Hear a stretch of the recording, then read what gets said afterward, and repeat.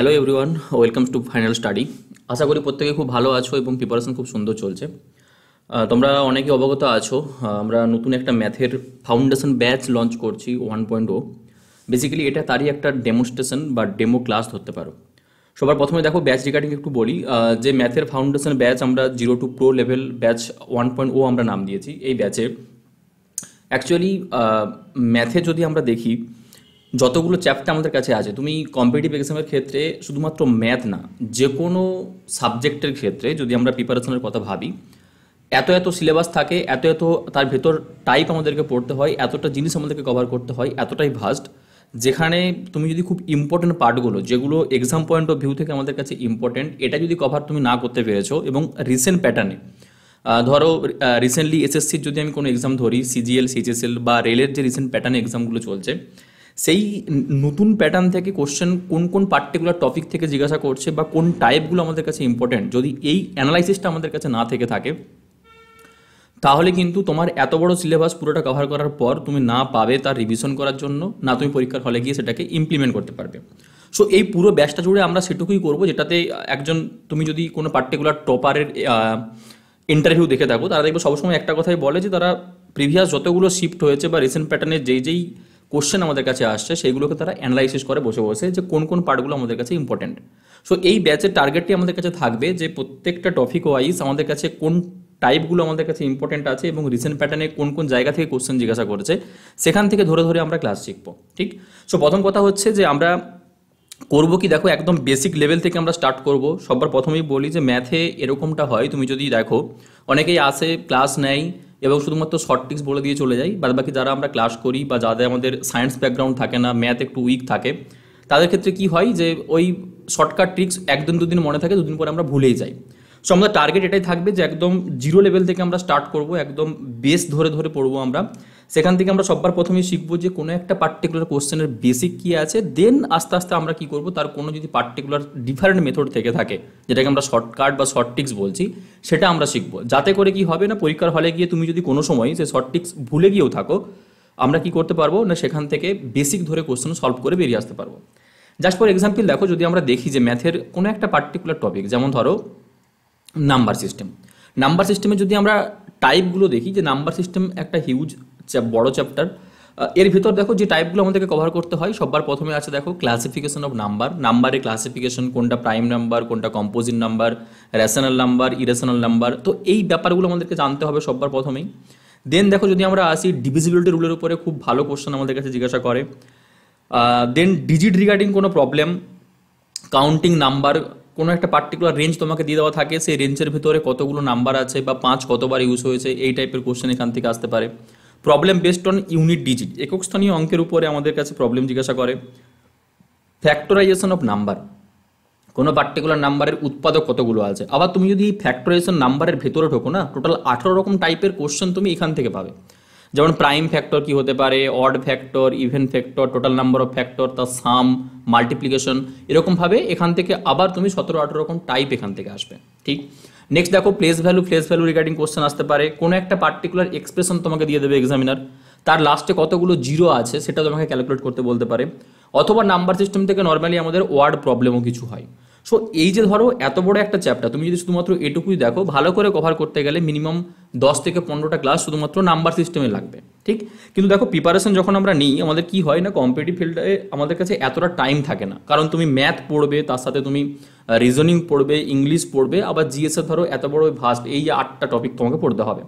তো সবগুলো কভার যদি তোমাকে করতে হয়, এবং কম্পিটিশন যেই হারে এখন দিন দিন ইনক্রিজ হচ্ছে যদি আমরা দেখি, তাতে ম্যাক্স টু ম্যাক্স তুমি 6 মাস টাইম পাবে, তার মধ্যেই নিজেকে ফুললি প্রিপেয়ার হয়ে যেতে হবে। ঠিক।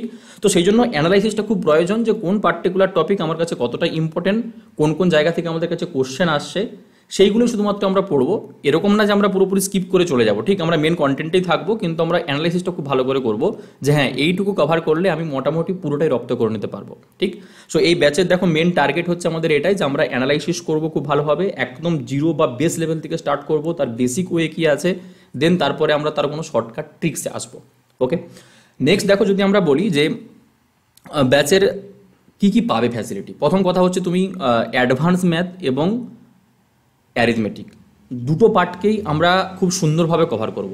অনেকে দেখবে এরকম হয় যে অ্যারিথমেটিকটা টুকটাক মোটামুটি আমরা করে নিতে পারি, কিন্তু অ্যাডভান্স ম্যাথস আমরা ছুঁয়েই দেখি না, ভয় লাগে অনেকের ম্যাথে, সেজন্য অ্যাডভান্স ম্যাথ কেউ হাতই দেয় না, বা হাত দিলেও শুধুমাত্র ম্যানসুরেশন 2D এটুকু অবধি গিয়ে থেমে যায়।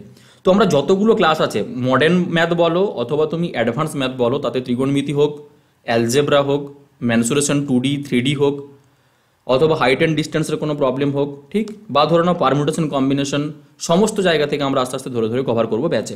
এবং দেখো ব্যাচে টোটাল 150 ঘন্টার লাইভ ক্লাস বা এর থেকেও বেশি আমাদের কাছে হতে পারে পুরোটা কভার করার জন্য, ঠিক একদম।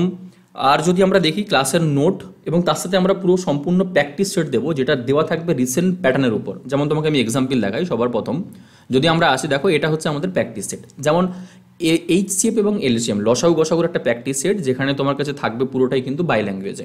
দেখো ইংলিশ এবং তার সাথে তোমার বাংলা দিয়ে দেওয়া থাকবে, ঠিক, ইংলিশ এবং বাংলা দুটো ল্যাঙ্গুয়েজে আমাদের কাছে দিয়ে দেওয়া থাকবে। এবং আমরা রিসেন্ট যে এক্সামগুলো হচ্ছে, যেমন সিজিএল সিজিএসএল 2024-এর এক্সাম কন্ডাক্ট হয়েছে, বা রেলের 2024-এ যে এক্সামগুলো কন্ডাক্ট হলো, সব কোশ্চেনগুলো আমরা টাইম টু টাইম এর সাথে সাথে অ্যাড করতে থাকবো।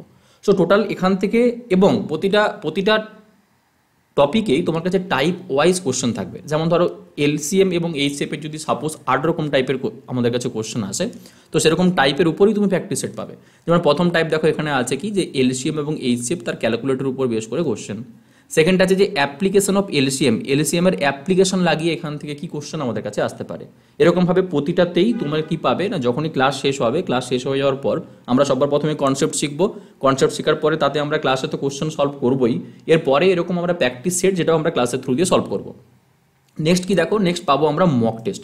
এবং মক টেস্ট ঠিক এরকমভাবেই থাকবে যে আমরা মক টেস্টটাকে 3টে পার্টে ভাগ করবো। একদম ইজি লেভেল, মানে যখনই আমাদের কাছে ক্লাস কমপ্লিট হবে সেটা প্র্যাকটিসের জন্য আমরা ইজি লেভেলের মক করব।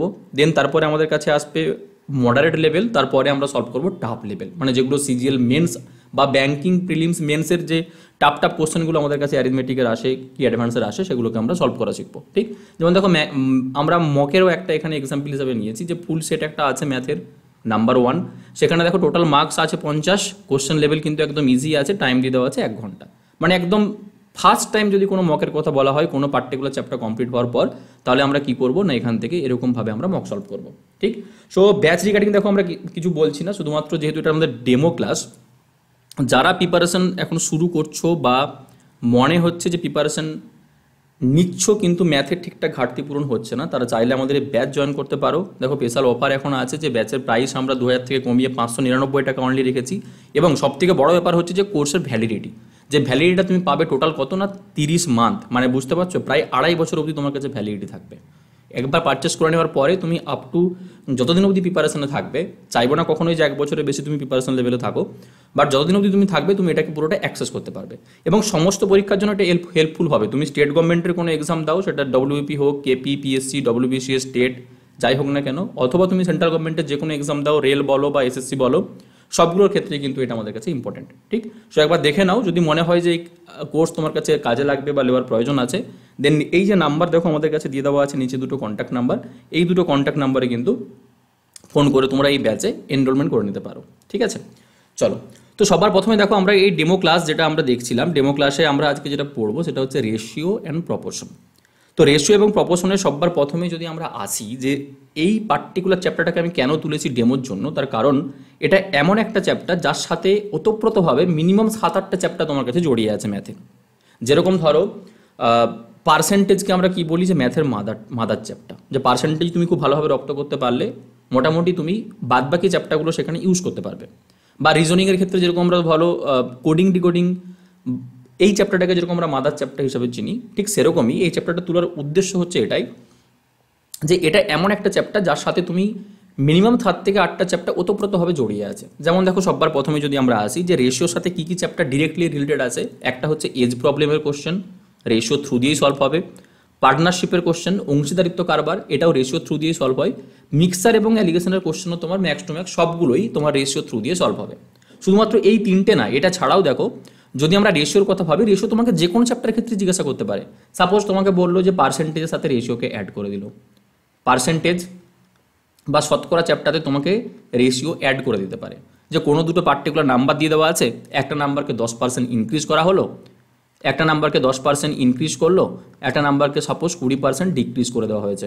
দেন তোমাকে জিজ্ঞাসা করতে পারে দুটো নাম্বারের মধ্যে রেশিও কত হবে, রেশিও তোমার কাজে লাগবে।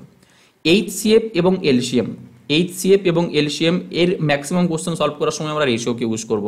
ঠিক, ধরো সিম্পল ইন্টারেস্ট এবং কম্পাউন্ড ইন্টারেস্ট, সিম্পল ইন্টারেস্ট এবং কম্পাউন্ড ইন্টারেস্টের ক্ষেত্রে যদি আমরা আসি, এসআই এবং সিআই, এই চ্যাপ্টারটারও কিন্তু প্রায় 50 to 60% কোশ্চেন আমরা রেশিও থ্রু দিয়ে সলভ করব।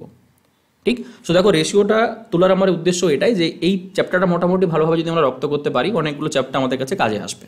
চলো, সো দেখো সবার প্রথমে আমরা যেটা দেখবো সেটা হচ্ছে যে কী কী পড়বো আমরা আজকের ক্লাসে। এই ডেমো ক্লাসে আমরা যেটা যেটা পড়বো, সবার প্রথমেই দেখবো আমরা ডেফিনেশন, যে রেশিও কাকে বলে এবং প্রপোর্শন কাকে বলে, তার ডেফিনেশন আমরা দেখবো। নেক্সট আমরা কী কী পড়বো না, রেশিওর ক্ষেত্রে কী কী ইম্পর্টেন্ট প্রপার্টিস আছে, অথবা প্রপোর্শনের ক্ষেত্রে কী কী প্রপার্টিস আছে সেগুলো আমরা দেখব। এরপরে আমরা পড়বো টাইপ অফ রেশিও, রেশিও কত রকম টাইপ আমাদের কাছে হয়, যেই ইম্পর্টেন্ট টাইপগুলো এক্সাম পয়েন্ট অফ ভিউ থেকে আমাদের ইম্পর্টেন্ট, এবং প্রপোর্শন বা সমানুপাতের ক্ষেত্রে কী কী ইম্পর্টেন্ট টাইপ আমাদের কাছে আছে সেটা আমরা কভার করব।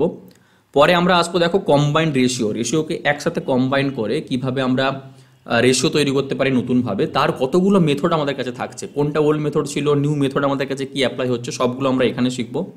নেক্সট আমরা দেখো কিছু ওয়ার্ড প্রবলেম সলভ করব, যেগুলো রিসেন্ট প্যাটার্নে বারবার আমাদের কাছে কোশ্চেন এসেছে এবং খুব খুব ইম্পর্টেন্ট। যদি আমি কোশ্চেনগুলো তোমাকে দেখাই, দেখো ইম্পর্টেন্ট কোশ্চেন যেগুলো আমাদের কাছে আছে রিসেন্ট প্যাটার্নে, দেখো যে কোশ্চেনগুলো আছে, সবার প্রথমে দেখো টোটাল 7টা কোশ্চেন তোমাকে আমি এখানে দেখাচ্ছি, যার প্রথম 6টা কোশ্চেন আছে রেশিও থেকে এবং 7 নম্বর কোশ্চেনটা আছে প্রপোর্শন থেকে। ঠিক এইরকম টাইপের কোশ্চেনগুলো, যেমন তুমি যদি কোশ্চেন নাম্বার 6 দেখো, কোশ্চেন নাম্বার 5 দেখো, এই টাইপের কোশ্চেনগুলো তুমি মেন্স লেভেলে পাবে। বাদবাকি তুমি 1 থেকে 4 বা 7 নম্বর কোশ্চেন এগুলো তোমার কাছে প্রিলিমস লেভেলে আসতে পারে। তো সমস্ত কোশ্চেনগুলোকে আমরা সলভ করবো এই ক্লাসে, বাট আমরা সবার প্রথমে একদম বেসিক থেকে দেখবো যে রেশিও, প্রপোর্শন, যেই কন্টেন্ট আমি তোমাদেরকে দেখালাম সমস্তগুলো দেখো আমরা আস্তে আস্তে কভার করবো। সো সবার প্রথমে দেখো যদি আমরা ছোট্ট একটা ডেফিনেশনে আসি, যে রেশিও এবং প্রপোর্শন, মানে এই রেশিওকে বাংলাতে আমরা অনুপাত এবং প্রপোর্শনকে আমরা সমানুপাত বলছি, এর ডেফিনেশন কি দেখো এক লাইনে লিখে দেওয়া আছে যে ratio compare value, proportion compare ratio. মানে কোনো দুটো পার্টিকুলার ভ্যালুকে যদি আমরা কম্পেয়ার করতে চাই সেটাকে আমরা কি বলছি, রেশিও বা অনুপাত বলছি। যদি তোমার কাছে কোনো রেশিও থেকে থাকে মোর দেন 2 বা দুটো বা তার থেকে বেশি রেশিও থাকে, সেটাকে যখন তুমি নিজেদের মধ্যে কম্পেয়ার করবে তখন তোমার কাছে কি চলে আসবে না, প্রপোর্শন চলে আসবে। ঠিক, এটাকে যদি আমরা আরও বেশি এলাবোরেট করতে চাই, দেখো আমাদের কাছে ডেফিনেশন কি দাঁড়াবে। রেশিওর ক্ষেত্রে কি বলছে, the number by which two number with the same unit are expressed as multiple or part of the other is called ratio. সব থেকে ইম্পর্টেন্ট জিনিস এখানে যেটা, সেটা হলো সেম ইউনিট তোমাকে হতে হবে। দেখো যেটাকে আমি ইয়েলো কালারে মার্ক করছি, এটা হচ্ছে সব থেকে ইম্পর্টেন্ট থিংস এই পার্টিকুলার ডেফিনেশনের মধ্যে। সেম ইম্পর্টেন্ট থিংস মিনস, ধরে নাও আমার কাছে কতগুলো মোবাইল আছে, তোমার কাছে কতগুলো মোবাইল আছে, তার মধ্যে আমরা শুধুমাত্র রেশিও ক্যালকুলেট করতে পারবো, বা রেশিওটা তার মধ্যে আমরা ক্যালকুলেট করতে পারবো। আমার কাছে কতগুলো ল্যাপটপ আছে, তোমার কাছে কতগুলো ল্যাপটপ আছে, তার মধ্যেই কিন্তু রেশিও ক্যালকুলেট করা যাবে। আমার কাছে কতগুলো ল্যাপটপ আছে আর ওইখানে ধরে নাও কতগুলো চকলেট আছে, তার মধ্যে কিন্তু যেহেতু সেম ইউনিট হচ্ছে না, তাহলে আমাদের কাছে কি হবে না, আমরা কখনোই তাদের মধ্যে রেশিও ক্যালকুলেট করতে পারবো না। ঠিক, বাংলা দেখো ডেফিনেশন যদি আমরা দেখি, যে যেই সংখ্যা দ্বারা একই একক বিশিষ্ট দুটি রাশির মধ্যে, একই একক বিশিষ্ট দুটি রাশির মধ্যে একটা আরেকটার কত গুণ বা কত অংশ, এটা যদি আমরা প্রকাশ করতে চাই, সেটাই আমাদের কাছে কি হবে না, রেশিও হবে। ওকে, এবং মনে রাখবে একটা জিনিস এখানে, সেটা কি, সেটা দেখো যে রেশিও কিন্তু হচ্ছে সবথেকে মলেস্ট ফরম্যাটে তোমাকে কনভার্ট করতে হবে। যেমন ধরো যে কোনো দুটো নাম্বার যদি আমরা দেখি, যে একটা নাম্বার হলো 10 আর একটা নাম্বার আমার কাছে আছে 25, এই দুটো নাম্বারের মধ্যে যদি আমাকে রেশিও ক্যালকুলেট করতে হয়, তাহলে আমরা সিম্বল কীরকম ইউজ করি, মিডিলে লিখে দিই *2। দেখো আমি সেটাও তোমাকে দেখিয়ে দিচ্ছি যে A:B, এরকমভাবে আমরা রেশিও দুটো পদকে আমরা উল্লেখ করি। এই যেটা *2 দিয়ে দেওয়া আছে, এটাকে চাইলে আমরা ডিভাইড আকারেও লিখতে পারি, যে A/B। যা সামনের যেটা আছে এটাকে আমরা কি বলি না, অ্যান্টিসিডেন্ট বা পূর্বপদ, এটাকে আমরা বলি পূর্বপদ। পরেরটাকে আমরা কি বলি, কনজিকুয়েন্ট বা উত্তরপদ। রেশিওর যদি দুটো রেশিও আমরা কথা ভাবি, তাহলে একটা হবে পূর্বপদ, একটা আমরা পাই কি না উত্তরপদ। কিন্তু রেশিও যখন আমরা ক্যালকুলেট করব, রেশিওটাকে আমাকে সবসময় রেশিও আমরা সেটাকেই বলবো যখন আমরা সেটাকে সব থেকে স্মলেস্ট ফরম্যাটে কনভার্ট করব। যেমন 10 এবং 25 এই দুটোর মধ্যে যদি রেশিও ক্যালকুলেট করতে হয় তাহলে সবথেকে বড় সংখ্যা দিয়ে বা এই দুটোকে আমরা সিম্পলিফাই করতে করতে করতে করতে একদম ছোট ফরম্যাটে যখন পৌঁছে যাব সেটাই আমাদের কাছে রেশিও দাঁড়াবে। তো আমরা দেখো যদি ডিরেক্টলি 5 দিয়ে ভাগ দিয়ে দিই তাহলে 5 2 10, 5 দিয়ে ভাগ দিলে 5 5 25, সো 2:5 এটাই আমরা কি বলতে পারি ওই পার্টিকুলার নাম্বার দুটোর আমাদের কাছে রেশিও ছিল। এবং দেখো 2 এবং 5 এ দুটো নিজেদের মধ্যে কোপ্রাইম হয়ে গেল, এ দুটোকে কিন্তু আমরা আর ছোট করতে পারবো না, তাহলে রেশিও আমাদের কাছে কোনটা হবে না 2:5 হবে। আরও একটা এক্সাম্পল দেখো আমরা নিচ্ছি, যদি 70 এবং সাপোজ ধরে নাও 150 এ দুটো আছে বা 210 আছে, তো এর মধ্যে যদি আমরা সিম্পলিফাই করতে চাই দেখো সবার প্রথমেই যদি আমরা 10 দিয়ে সিম্পলিফাই করতাম তাহলে একটা জিরো দুটোতেই ক্যান্সেল আউট হয়ে যেত। 7 দিয়ে ক্যান্সেল আউট করলে 7 1 যা 7, 7 3 যা 21, তো 1:3 সব থেকে সিম্পলিস্ট ফর্ম আমরা 1:3 তে পৌঁছে গেলাম, এটাকে আর ছোটো করা যাবে না।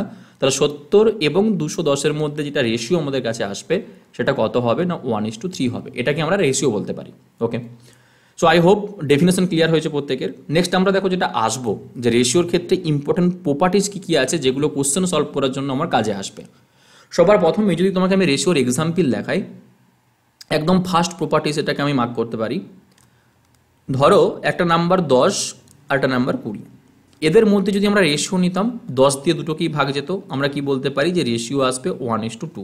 ওকে, যদি আমাদের কাছে কোনো একটা ভ্যালু সাপোজ 2 থাকতো আর একটা ভ্যালু যদি 4 থাকতো অরিজিনালি ভ্যালু, এদের মধ্যে রেশিও ক্যালকুলেট করলেও আমরা 2 দিয়ে ডিভাইড করার পর 1:2 পেতাম। বেশ, যদি আমাদের কাছে 100 একটা ভ্যালু থেকে থাকে এবং 200 একটা ভ্যালু থাকে, এদের মধ্যেও যদি আমরা রেশিও ক্যালকুলেট করি দেখো 100 দিয়ে দুটোকে আমরা এলিমিনেট করতে পারবো, এক্ষেত্রেও আমাদের কাছে রেশিও কিন্তু 1:2ই আসবে। তো রেশিওতে দেখো আমরা 1:2 তিনটে জায়গাতে পেয়েছি, আরও ভ্যালু তুমি ধরতেই পারো। রেশিওতে তিনটে জায়গাতেই দেখো আমরা 1:2 পেয়েছি, কিন্তু প্রত্যেকটার ক্ষেত্রেই কিন্তু তার অরিজিনাল ভ্যালুটা আলাদা আলাদা ছিল। এক্ষেত্রে দেখো 10 আর 20 ছিল, এক্ষেত্রে 2 এবং 4 ছিল, এবং এক্ষেত্রে 100 এবং 200 ছিল। তো কোনো কোশ্চেনে যদি শুধুমাত্র এইটুকু আমার কাছে গিভেন থাকে যে 1:2 এটা একটা রেশিও দিয়ে দেওয়া আছে আর অন্য কোনো ইনফরমেশন তোমার কাছে নেই, তাহলে আমরা একদম 100% এখান থেকে ক্লিয়ার হয়ে যাব যে শুধুমাত্র রেশিও থেকে আমরা কখনোই অরিজিনাল ভ্যালু ক্যালকুলেট করতে পারবো না। রেশিও থেকে আমরা কখনোই অরিজিনাল ভ্যালু ক্যালকুলেট করতে পারবো না। সাপোজ তোমাকে যদি কোনো কোশ্চেন এটা বলে থাকে যে এক্স এবং ওয়াই দুটো নাম্বারের রেশিও দিয়ে দেওয়া আছে 2:3, তোমাকে শুধুমাত্র ফাইন্ড আউট করতে বললো যে এক্সের ভ্যালু কী হবে, বা অপশন তোমাকে দিয়ে দিল, অপশন এতে তোমাকে দিয়ে দিল যে 20 এবং 30 এক্স এবং ওয়াইয়ের ভ্যালু, বিতে তোমাকে দিয়ে দেওয়া আছে 40 এবং 60, সিতে তোমাকে দিয়ে দেওয়া আছে 200 300, আর ডিতে তোমার কাছে দিয়ে দেওয়া থাকলো ক্যান নট ডিটারমাইন। দেখো তোমার অ্যান্সার কোনটা হবে না ক্যান নট ডিটারমাইন। কেন? তার কারণ শুধুমাত্র যেহেতু রেশিও দিয়ে দেওয়া আছে আর অন্য কোনো এক্সট্রা ইনফরমেশন আমাদের কাছে দিয়ে দেওয়া নেই, তাহলে তার অরিজিনাল ভ্যালু 20 30 এটাও পসিবল, 40 60 এটারও রেশিও নিলে আমরা 2:3 পাবো, 200 এবং 300 এটার রেশিও নিলেও আমরা 2:3 পাবো। তাই আমাদের কাছে অ্যান্সার যেটা মার্ক করতে হবে সেটা হবে দেখো ক্যান নট ডিটারমাইন। তাহলে সবার ফার্স্ট আমাদের কাছে ইম্পর্টেন্ট প্রপার্টিস কি আসলো যে রেশিও থেকে আমরা কখনোই তার অরিজিনাল ভ্যালু ক্যালকুলেট করতে পারবো না। চলো 2 নম্বর ইম্পর্টেন্ট প্রপার্টিস দেখো আমরা কি দেখবো। সাপোজ কোনো একটা রেশিও যদি আমাদের কাছে 3 এবং 4 থেকে থাকে, কোশ্চেনে এরকম প্রয়োজন হচ্ছে যে আমাকে দুটো রেশিওকে ইকুয়াল বানাতে হচ্ছে, বা কোশ্চেনে এমন ল্যাঙ্গুয়েজ ইউজ করা আছে যেখানে কিছু ভ্যালু দিয়ে আমাকে মাল্টিপ্লিকেশন করতে হচ্ছে। সো মাল্টিপ্লিকেশন তুমি যদি সেম ভ্যালু দিয়ে দুটো রেশিওকেই করে নাও, যেমন ধরো 5 দিয়ে আমি দুটোকেই মাল্টিপ্লিকেশন করলাম, তো 5 দিয়ে দুটো পদকেই যদি আমি মাল্টিপ্লিকেশন করে থাকি, একটা দিকে দেখো 3 5 15 আমার কাছে আসবে, আরেকটা হবে কত না 4 5 20। ছিল রেশিও 3:4, হলো আমার কাছে 15 এবং 20।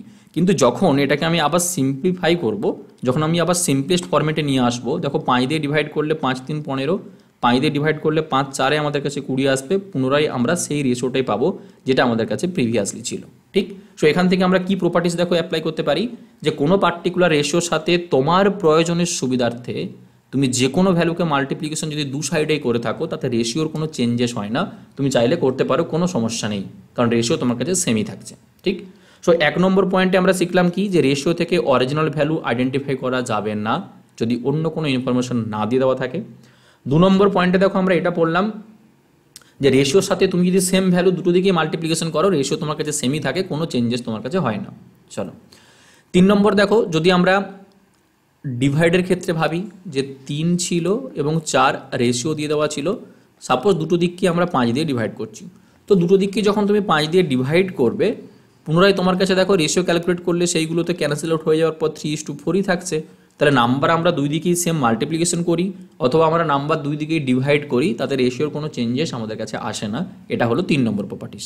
ওকে, 4 নম্বর প্রপার্টিস দেখো, যদি আমরা দেখতে চাই, এখন যদি আমরা অ্যাডিশন অথবা সাবস্ট্রাকশনের কথা বলি, যেমন ধরো যে 3 এবং 4 এই দুটো আমাদের কাছে একটা রেশিও দিয়ে দেওয়া আছে, ঠিক? তোমাকে বললো যে দুটো রেশিওর সাথে যদি আমরা 5কে অ্যাড করতাম, ফট করে কখনো আমরা এটা করতে পারবো না যে প্রথমটা ছিল 3 আমরা 5 অ্যাড করে দিলাম, এখানে ছিল 4 আমরা 5 অ্যাড করে দিলাম, দেন বলবো প্রথমটা হয়ে গেল 8, তারপরটা হয়ে গেল কত 9। না না না, এটা না, এটা কিন্তু পুরোপুরি ভুল। কেন ভুল দেখো, তার কারণ এই যে প্রথমে আমাদের কাছে রেশিওটা আছে 3:4, এটা কিন্তু তার অরিজিনাল ভ্যালু নয়। তো এটাকে আমরা ধরবো কীরকমভাবে না, কোনো একটা পার্টিকুলার ধ্রুবক আমাদেরকে ধরতে হবে, যে কিছু একটা ভেরিয়েবল যেটা দুটো দিক থেকে মাল্টিপ্লিকেশন হয়ে তার কাছে অরিজিনাল ভ্যালু বেরোবে। সেটা হতে পারে 1, হতে পারে 2, হতে পারে 3, হতে পারে 500, হতে পারে 1000, হোয়াট এভার। তাহলে আমরা কি করবো, সববার প্রথমে ধরে নেবো এরকম যে আমাদের কাছে রেশিওটা ছিল 3x, আর একটা পার্ট কি হবে না 4x, মানে একটা নাম্বার হবে 3x, একটা নাম্বার হবে 4x, যেখানে এক্সকে আমরা কি নিলাম, একটা ধ্রুবক নিলাম, এক্সের ভ্যালু যাই হোক না কেন ওখান থেকে তার আমরা অরিজিনাল ভ্যালুটা পাবো, ঠিক? এবার তোমাকে যদি 5 অ্যাড করতে হয় দুটো দিকে, তাহলে একটা দিক আমরা বলতে পারি কি যে 3x + 5, আরেকটাতে আমরা কি বলবো 4x + 5, এবং তখন তোমার কাছে দুটো পদ এরকমভাবে ধরে তোমাকে সলভ করতে হবে, ঠিক? তাহলে 4 নম্বর পয়েন্টে 4 নম্বর প্রপার্টিসে আমরা কি অ্যাড করলাম, 4 নম্বর প্রপার্টিসে আমরা এটা অ্যাড করলাম যে মাল্টিপ্লিকেশন করলে রেশিও সেমই থাকছে, কোনো সমস্যা নেই, ডিভাইড করলেও রেশিও সেম থাকছে, কোনো সমস্যা নেই, কিন্তু যখন আমরা অ্যাড করব, অ্যাডিশন করব, তখন কিন্তু রেশিওতে দেখো আমাদের কাছে চেঞ্জেস আসবে। সেম টু সেম যদি আমরা সাবস্ট্রাকশনের কথা ভাবি বা মাইনাসের কথা ভাবি কিছু রেশিও থেকে, যে রেশিও ছিল 3:4, প্রতিটার থেকেই আমাকে 3 সাবস্ট্রাক্ট করতে হবে। সো 3 সাবস্ট্রাক্ট করার সময় আমরা সঙ্গে সঙ্গে এটাকে এরকম রিড করে নেব যে একটা নাম্বার ছিল 3x, একটা নাম্বার ছিল 4x, এটা থেকে 3 সাবস্ট্রাক্ট করলে হবে 3x - 3, এটা থেকে 3 সাবস্ট্রাক্ট করলে হবে 4x - 3। ডিরেক্টলি কিন্তু কখনোই তুমি 3 থেকে 3 মাইনাস আর এখানে 4 থেকে 3 মাইনাস করতে পারবে না, ঠিক? তাহলে চেঞ্জ কোথায় কোথায় হবে, যখন প্লাস করবে অথবা মাইনাস করবে তখন কিন্তু আমাদের কাছে রেশিওতে চেঞ্জেস আসবে, বাট মাল্টিপ্লিকেশন এবং অ্যাডিশনে কোনো চেঞ্জেস আমাদের কাছে আসবে না। তাহলে রেশিও দেখো 5টা ইম্পর্ট্যান্ট প্রপার্টিস আমরা পড়লাম, যেগুলো আমাদের কাছে পরবর্তীকালে গিয়ে কাজে আসবে। চলো নেক্সট দেখো, যদি আমরা আসি, আমরা এখন দেখবো টাইপ অফ রেশিও, কত রকম টাইপের রেশিও আমাদের কাছে হয় সেগুলো দেখো আমাদের কাছে জানতে হবে। জাস্ট এগুলো ইনফরমেশন জেনে রাখার জন্য, এক্সামের জন্য এটা কিন্তু আমাদের কাছে এতটা কাজে লাগবে না, একটাই রেশিও লাগবে, আমি বলে দিচ্ছি। সবার প্রথমে দেখো যেটা আসবে সেটা হচ্ছে রেশিও অফ গ্রেটার ইনইকুয়ালিটি, বা যেটাকে বাংলাতে আমরা গুরু অনুপাত বলি।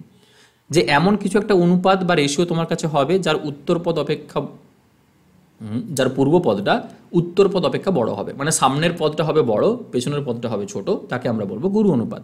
যেমন ধরো 7:3, সামনের পদটা বড় হলো, পূর্ব পদ, উত্তর পদ ছোট হলো, এটা আমাদের কাছে হবে গুরু অনুপাত, ঠিক? নেক্সট আসে সামান্যপাত। সামান্যপাত নাম দেখেই বুঝতে পারছো যে সমান অনুপাত, মানে দুটো পদটা সমান হবে, যেই অনুপাতের পূর্ব পদ এবং উত্তর পদ দুটোই সমান তাকে আমরা সামান্যপাত বলছি। তো কোনো সময় দেখবে ভ্যালু যদি যখন দুটো ইকুয়াল হয়ে যাবে, রেশিও ক্যালকুলেট করলে 1:1 তোমার কাছে আসবে, সেটাকে আমরা কি বলবো না, সেটাকে আমরা বলবো সামান্যপাত। পরবর্তী টাইপে যদি আসো লঘু অনুপাত, ratio of less inequality, just গুরু অনুপাতের উল্টোটা, যে অনুপাতের পূর্বপদ উত্তরপদ অপেক্ষা ছোট হবে তাকে আমরা লঘু অনুপাত বলবো। মানে গুরু অনুপাত যেটা আমরা পেয়েছিলাম সেটাকে তুমি যদি উল্টে দাও, সামনে 3 এবং পরে যদি 7 চলে আসে, দেখো সামনের পদটা ছোট, পরের পদটা বড় হলো, সেটাকে আমরা বলবো লঘু অনুপাত। পরের যে টাইপ আমাদের কাছে আছে সেটা হচ্ছে ব্যস্ত বা বিপরীত অনুপাত, যেটাকে আমরা কি বলি ইংরেজিতে ইনভার্স রেশিও। এটা কিন্তু আমাদের কাছে কাজে আসবে, কারণ দেখবে যখন আমরা টাইম স্পিড অ্যান্ড ডিস্টেন্সের কোশ্চেন সলভ করব তখন এই ইনভার্স রেশিওটাকে আমরা বারবার ইউজ করব, ঠিক? সো এক্ষেত্রে কি বলেছে দেখো, যে কোনো একটা পার্টিকুলার রেশিও তোমার কাছে ছিল যার পূর্বপদ এবং উত্তরপদ ছিল, তো ওই পূর্বপদটাকে তুমি উত্তরপদ বানিয়ে দাও, উত্তরপদটাকে তুমি পূর্বপদ বানিয়ে দাও, তোমার কাছে রেশিওটা উল্টে যাবে, যেটাকে আমরা কি বলবো না ইনভার্স রেশিও বা বিপরীত বা ব্যস্ত অনুপাত আমরা বলছি। সাপোজ এক্সাম্পল যদি আমরা দেখি, অরিজিনাল রেশিও ছিল 2:3, যার পূর্বপদ ছিল 2 এবং উত্তরপদ কত ছিল 3 ছিল। এটাকে যদি আমরা ইনভার্স রেশিও বানাতে চাই, জাস্ট উল্টে দেবো, 3:2 আমাদের কাছে হয়ে যাবে, 3:2 এটা আমাদের কাছে কি তৈরি হলো, ইনভার্স রেশিও তৈরি হলো। এবং টাইপের মধ্যে দেখো এটা আমাদের কাছে ইম্পর্টেন্ট, তাই আমি স্টার দিয়ে রাখলাম। ওকে, লাস্ট একটা টাইপ আছে, এটাও আমাদের কাছে important exam point of view থেকে, যেটাকে আমরা যৌগিক অনুপাত বা মিশ্র অনুপাত বলে থাকি। অনেক সময় কম্পাউন্ড রেশিও ইংরেজিতে আমরা ইউজ করি এবং এটা তোমার কাজে লাগবে। কম্পাউন্ড রেশিও কি বলছে দেখো, যে তোমাকে যদি দুটো বা তিনটে রেশিও দিয়ে দেওয়া থাকে, তুমি সেখান থেকে কম্পাউন্ড রেশিও বানাবে কীরকমভাবে, মিশ্র অনুপাত তুমি তৈরি করবে কীরকমভাবে। যেমন ধরো যে A:B এটা একটা রেশিও আছে, আবার C:D এটা একটা রেশিও দিয়ে দেওয়া আছে। তো এই দুটোকে তুমি যদি মিক্সড করে নতুন কম্পাউন্ড রেশিও বানাতে চাও, কি করতে হবে না, এই যে দুটো রেশিও আমাদের কাছে আছে, পূর্ব পদগুলোকে নিজেদের মধ্যে মাল্টিপ্লিকেশন করো, উত্তর পদগুলোকে নিজেদের মধ্যে মাল্টিপ্লিকেশন করো, দেন যে রেশিও আসবে সেটাই হয়ে যাবে তোমার কাছে কম্পাউন্ড রেশিও। তাহলে আমরা কি বলতে পারি যে পূর্ব পদে ছিল এটার ক্ষেত্রে A আর এটার ক্ষেত্রে C, AC আমাদের কাছে আসলো। এবং উত্তর পদ যদি আমরা দেখি তাহলে এই রেশিওর ক্ষেত্রে ছিল B এবং এই রেশিওর ক্ষেত্রে আমরা D পাবো। সো দুটোকে মাল্টিপ্লিকেশন করলে BD আসবে। সো AC:BD এই যে অনুপাতটা আমরা পেয়েছি এটাই হয়ে যাবে A:B এবং C:D দুটো অনুপাতের কম্পাউন্ড রেশিও বা মিশ্র অনুপাত। ঠিক, তাহলে দেখো টোটাল 5 রকম টাইপের রেশিও আমাদেরকে জানতে হচ্ছে, তার মধ্যে প্রথম 3টে জাস্ট জেনে রাখো, কিন্তু লাস্টের দুটো আমাদের কাছে ইম্পর্টেন্ট, যে ইনভার্স রেশিও কীভাবে বের করতে হয় আর কম্পাউন্ড রেশিও কীভাবে ক্যালকুলেট করতে হয়। চলো, কিন্তু যদি আমরা পরের যে টাইপগুলো দেখি, যেগুলো ডিরেক্টলি তোমার কোশ্চেন আসে এক্সামে, সেই 4টে ইম্পর্টেন্ট টাইপ দেখো এখন আমরা দেখবো। কী কী 4টে টাইপ আছে? একটা হচ্ছে duplicate ratio, sub duplicate ratio, triplicate ratio আর সাব ট্রিপ্লিকেট রেশিও। তুমি যদি প্রিভিয়াস ইয়ার এসএসসির কোশ্চেন দেখো, অনেক কোশ্চেন তুমি রিপিট পাবে, যেগুলো এই 4টে পার্টিকুলার টাইপ থেকে রেশিও থেকে কোশ্চেন এসেছে। দেখো ডুপ্লিকেট রেশিও আমরা কিভাবে ক্যালকুলেট করি। সাপোজ কোনো একটা পার্টিকুলার তোমাকে রেশিও দিয়ে দেওয়া আছে 2:3, এর যদি তোমাকে ডুপ্লিকেট রেশিও ক্যালকুলেট করতে হয়, মনে রাখবে ডুপ্লিকেট বলেছে মানে তোমাকে স্কোয়ার লাগিয়ে দিতে হবে। সো তুমি 2 স্কোয়ার করে নেবে আর 3 স্কোয়ার করে নেবে, তোমার কাছে রেশিও চলে আসবে যে 4:9 হলো 2:3 ডুপ্লিকেট রেশিও। ওকে, নাম দেখো এর পরে আছে সাব ডুপ্লিকেট। সাব ডুপ্লিকেট দেখেই বুঝতে পারছো যে এক্ষেত্রে যদি আমি স্কোয়ার করেছিলাম, ওই ক্ষেত্রে কী করতে হবে, স্কোয়ার রুট করতে হবে। তাহলে ডুপ্লিকেট রেশিওর ক্ষেত্রে আমরা কি করেছি, ডুপ্লিকেট রেশিওর ক্ষেত্রে আমরা কোনো পার্টিকুলার রেশিও স্কোয়ার করেছি। সাব ডুপ্লিকেটের ক্ষেত্রে আমরা কি করব না, স্কোয়ার রুট করে নেব। সাব ডুপ্লিকেট রেশিও যখনই তোমাকে বের করতে বলবে, তোমাকে কি করতে হবে, স্কোয়ার রুট করে নিতে হবে রেশিওগুলোর। ট্রিপ্লিকেট নাম শুনে বলতে পারছো 3, তাহলে পাওয়ারে তোমাকে 3 লাগাতে হবে। সো ট্রিপ্লিকেট রেশিওর ক্ষেত্রে আমরা কি করব না, ওই পার্টিকুলার রেশিওগুলোর কিউব ক্যালকুলেট করে নেব। আর সাব ট্রিপ্লিকেট তোমাকে যখনই বলবে, তুমি কি করবে না, কিউব রুট ক্যালকুলেট করে নেবে। কিউব রুট তোমাকে ক্যালকুলেট করতে হবে। ঠিক, এক্সাম্পল দেখো আমরা নিই। যেমন যদি আমাদেরকে এখানে বলতো যে 16 এবং 25 এই একটা অরিজিনাল রেশিও আছে, এর সাব ডুপ্লিকেট রেশিও কি হবে। সো আমরা কি করব না, 16 স্কোয়ার রুট করে নেব আর 25 স্কোয়ার রুট করে নেব। তো ভ্যালু আমাদের কাছে যেটা এখান থেকে বেরিয়ে আসবে, 16 স্কোয়ার রুট করলে 4 আর 25 ক্ষেত্রে 5, তো 4:5 তোমার কাছে কি হয়ে যাবে, এটা হবে তোমার কাছে অ্যান্সার। ঠিক, ট্রিপ্লিকেট রেশিও যদি আমরা এক্সাম্পল নিতাম, সাপোজ 2:3 তোমার কাছে রেশিও দিয়ে দেওয়া আছে, তার ট্রিপ্লিকেট রেশিও বের করতে হবে, তুমি পাওয়ারে 3 লাগিয়ে নাও, কিউব করে নাও। সো 2 কিউব করলে 8 হবে, 3 কিউবে আমরা কি পাবো, দেখো 27 পাবো। তাই এটা আমাদের কাছে বেরিয়ে আসবে রাইট অ্যান্সার, ট্রিপ্লিকেট রেশিও যদি আমাদেরকে বের করতে বলে। আর লাস্ট দেখো যে টাইপটা আছে, যেটা সাব ট্রিপ্লিকেট রেশিও। ধরো তোমাকে এরকম ভ্যালু দিয়ে দেওয়া আছে যে 1331, আর একটা রেশিও দিয়ে দেওয়া আছে 1728। তোমাকে বললো এদের সাব ট্রিপ্লিকেট কত হবে, তুমি এখন কি করবে না, কিউব রুট লাগিয়ে দেবে দুটোর ক্ষেত্রে। সো 1331 11 কিউব হয়, তাহলে এখান থেকে 11 পাবো, আর 1728 12 কিউব হয়, এখান থেকে আমরা 12 পাবো। তো এটা যেটা অরিজিনাল ভ্যালু আমাদের কাছে বেরিয়ে আসলো 11:12 হবে, দেখো রাইট। ঠিক, সো দেখো আমি একবার ব্যাকে যাই।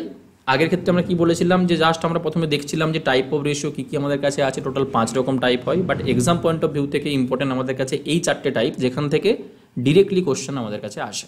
চলো নেক্সট আমরা যেটা দেখবো সেটা হচ্ছে যে কম্বাইন্ড রেশিও। রেশিওকে তুমি কিভাবে কম্বাইন করবে। সবার প্রথমেই দেখো, রেশিওকে কম্বাইন করতে হলে তোমাকে করতে হবে কি না, রেশিওকে ইকুয়েল। কিন্তু এই রেশিওকে ইকুয়েল যেটা আমরা করি, সেটা ছিল অনেক ওল্ড মেথড। একদম প্রথমের দিকে যখন আমরা দেখতাম, তখন আমাদের কি করতে হতো, রেশিওকে ইকুয়েল করে করে আমাকে কম্বাইন করতে হতো। যেমন এই পার্টিকুলার কোশ্চেনে কি বলেছে, এ এবং বি তাদের রেশিও দিয়ে দেওয়া আছে 2:3, বি এবং সি এর রেশিও দিয়ে দেওয়া আছে 3:4। এই দুটোকে কম্বাইন করে তোমাকে বের করতে হবে A:B:C, বা ABC এর 3টের অনুপাত তোমার কাছে কত আসবে। বেশ, এখন দেখো যে একবার প্রথমে দিয়ে দেওয়া ছিল এ এবং বি তার রেশিও, আরেকবার বলে দেওয়া আছে বিসি তাদের তাদের রেশিও। দুটোকে কম্বাইন করতে হলে আমাকে কি লাগবে না কোনো একটা কানেক্টর লাগবে। তো দুটোর মধ্যে কানেক্টর কে আছে যদি আমরা দেখি, এখানেও দেখো বি আছে আর এখানেও কানেক্টর বি আছে। তো বিকে দিয়ে আমরা কানেক্ট করে দুটো রেশিওকে কম্বাইন করে নিতে পারবো এবং আমরা এ বি সি এর মধ্যে অনুপাত পেয়ে যাব। তো কম্বাইন করতে হলে কিভাবে আমরা কম্বাইন করব না, ওই যে কানেক্টর আছে সেই কানেক্টরকে তোমাকে করতে হবে ইকুয়াল। তো যদি আমরা এখানে এর নর্মালি ভ্যালু সাপোজ 2 ধরে চলি এবং বি এর যদি 3 ধরে চলি, এক্ষেত্রেও বি এর ভ্যালু 3 এবং সি এর ভ্যালু 4 আছে। সো তুমি এখন দেখেই বলবে স্যার বি এর ভ্যালু তো দু জায়গাতে সেমই দিয়ে দেওয়া আছে, ওখানেও 3 এখানেও 3, তাহলে যেটা আমাদের কানেক্টর আছে ও আমাদের কাছে ইকুয়াল আছে। তো কানেক্টর যদি ইকুয়াল হয়ে যায় তাহলে তোমার কাছে অলরেডি কানেক্টর ইকুয়াল করে দেওয়াই আছে, নতুন করে করার কোনো প্রয়োজনই নেই। তুমি ডিরেক্টলি রেশিওটাকে লিখে দিতে পারবে, তোমার কাছে কম্বাইন চলে আসবে, যেহেতু তোমার কাছে কি না এখানে কানেক্টর ইকুয়াল আছে বলে। তাহলে আমি যদি ডিরেক্টলি এখান থেকে এ বি এবং সি এর রেশিও লিখতে চাই, এ এর ভ্যালু আমরা পেয়েছি 2, বি এর ভ্যালু কত আছে 3 আর সি এর ভ্যালু এখানে কত আছে 4, এটা লিখে দাও, তোমার কাছে অ্যান্সার চলে আসলো। বাট যদি এই কানেক্টর তোমার কাছে সেম না থাকতো তাহলে কি হতো, যেমন এখানে আসো, এ বি এর রেশিও তোমাকে দিয়ে দেওয়া আছে 2:3, বি এবং সি এর মধ্যে রেশিও দিয়ে দেওয়া আছে 4:5।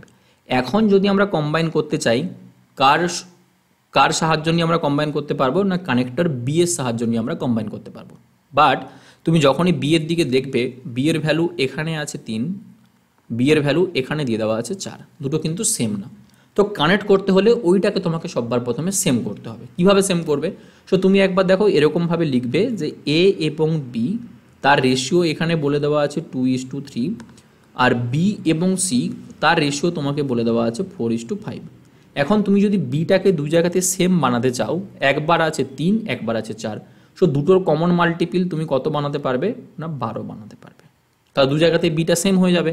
সো 12 বানাতে হলে 3-এর সাথে কত গুণ করতে হবে, তুমি বলবে 4 গুণ করতে হবে। কিন্তু ওই যে প্রপার্টিস আমরা পড়লাম যে 4 তো শুধু তুমি ওই 3-এর সাথে মাল্টিপ্লিকেশন করতে পারবে না, তাহলে তো রেশিও চেঞ্জ হয়ে যাবে। তো রেশিও ইকুয়াল রাখতে হলে তোমাকে তার দুটো পদের সঙ্গেই 4 গুণ করতে হবে, তাহলে ওপরে দুটো পদের সাথে আমাকে গুণ করতে হবে 4।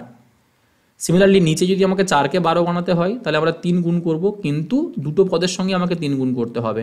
সো নতুন এখন রেশিও তোমার কাছে কীরকম হবে, A:B যেটা 2:3 ছিল, দুটো পদের সাথেই 4 গুণ করলে হয়ে যাবে কত, দেখো 8:12। B:C যেটা আমাদের কাছে অরিজিনালি 4:5 ছিল, দুটোতেই 3 গুণ করলে হয়ে যাবে কত না 4, 12:15। এখন দেখো আমার কাছে যে কানেক্টর বি ছিল দু জায়গাতেই ইকুয়াল আছে। তো দু জায়গাতে ইকুয়াল হয়ে আছে মানে আমি ডিরেক্টলি এখন এবিসি লিখে নিতে পারবো, কম্বাইন হয়ে গেল। যে এবিসি এর যেটা ভ্যালু আসবে সেটা হচ্ছে এ এর ভ্যালু 8, বি এর ভ্যালু 12 আর সি এর ভ্যালু আমরা কত পেয়েছি 15। আর এটাকে তো সিম্পলিফাই করা যাবে না, তো ডিরেক্টলি আমাদের কাছে এটা কি হয়ে যাবে না রাইট অ্যান্সার হয়ে যাবে। এটা ছিল দেখো একটা ওল্ড মেথড, যেখানে আমরা ইকুয়াল করে কি করতাম না কম্বাইন করতাম। কিন্তু কথা হচ্ছে যে এর থেকে বড় যখন তোমাকে রেশিও দিয়ে দেওয়া থাকবে, 3টে রেশিও বা 4টে রেশিও, তখন তুমি কিভাবে এইটাকে এত লেন্দি প্রসেসে পরীক্ষার হলে বসে সলভ করবে। যে প্রথমে তুমি বিকে একবার কি করলে কানেক্টর ছিল বলে সেটাকে ইকুয়াল বানালে, দেন তোমাকে আবার সিকে মাল্টিপ্লিকেশন করে সেখানে সিকে ইকুয়াল বানাতে হচ্ছে।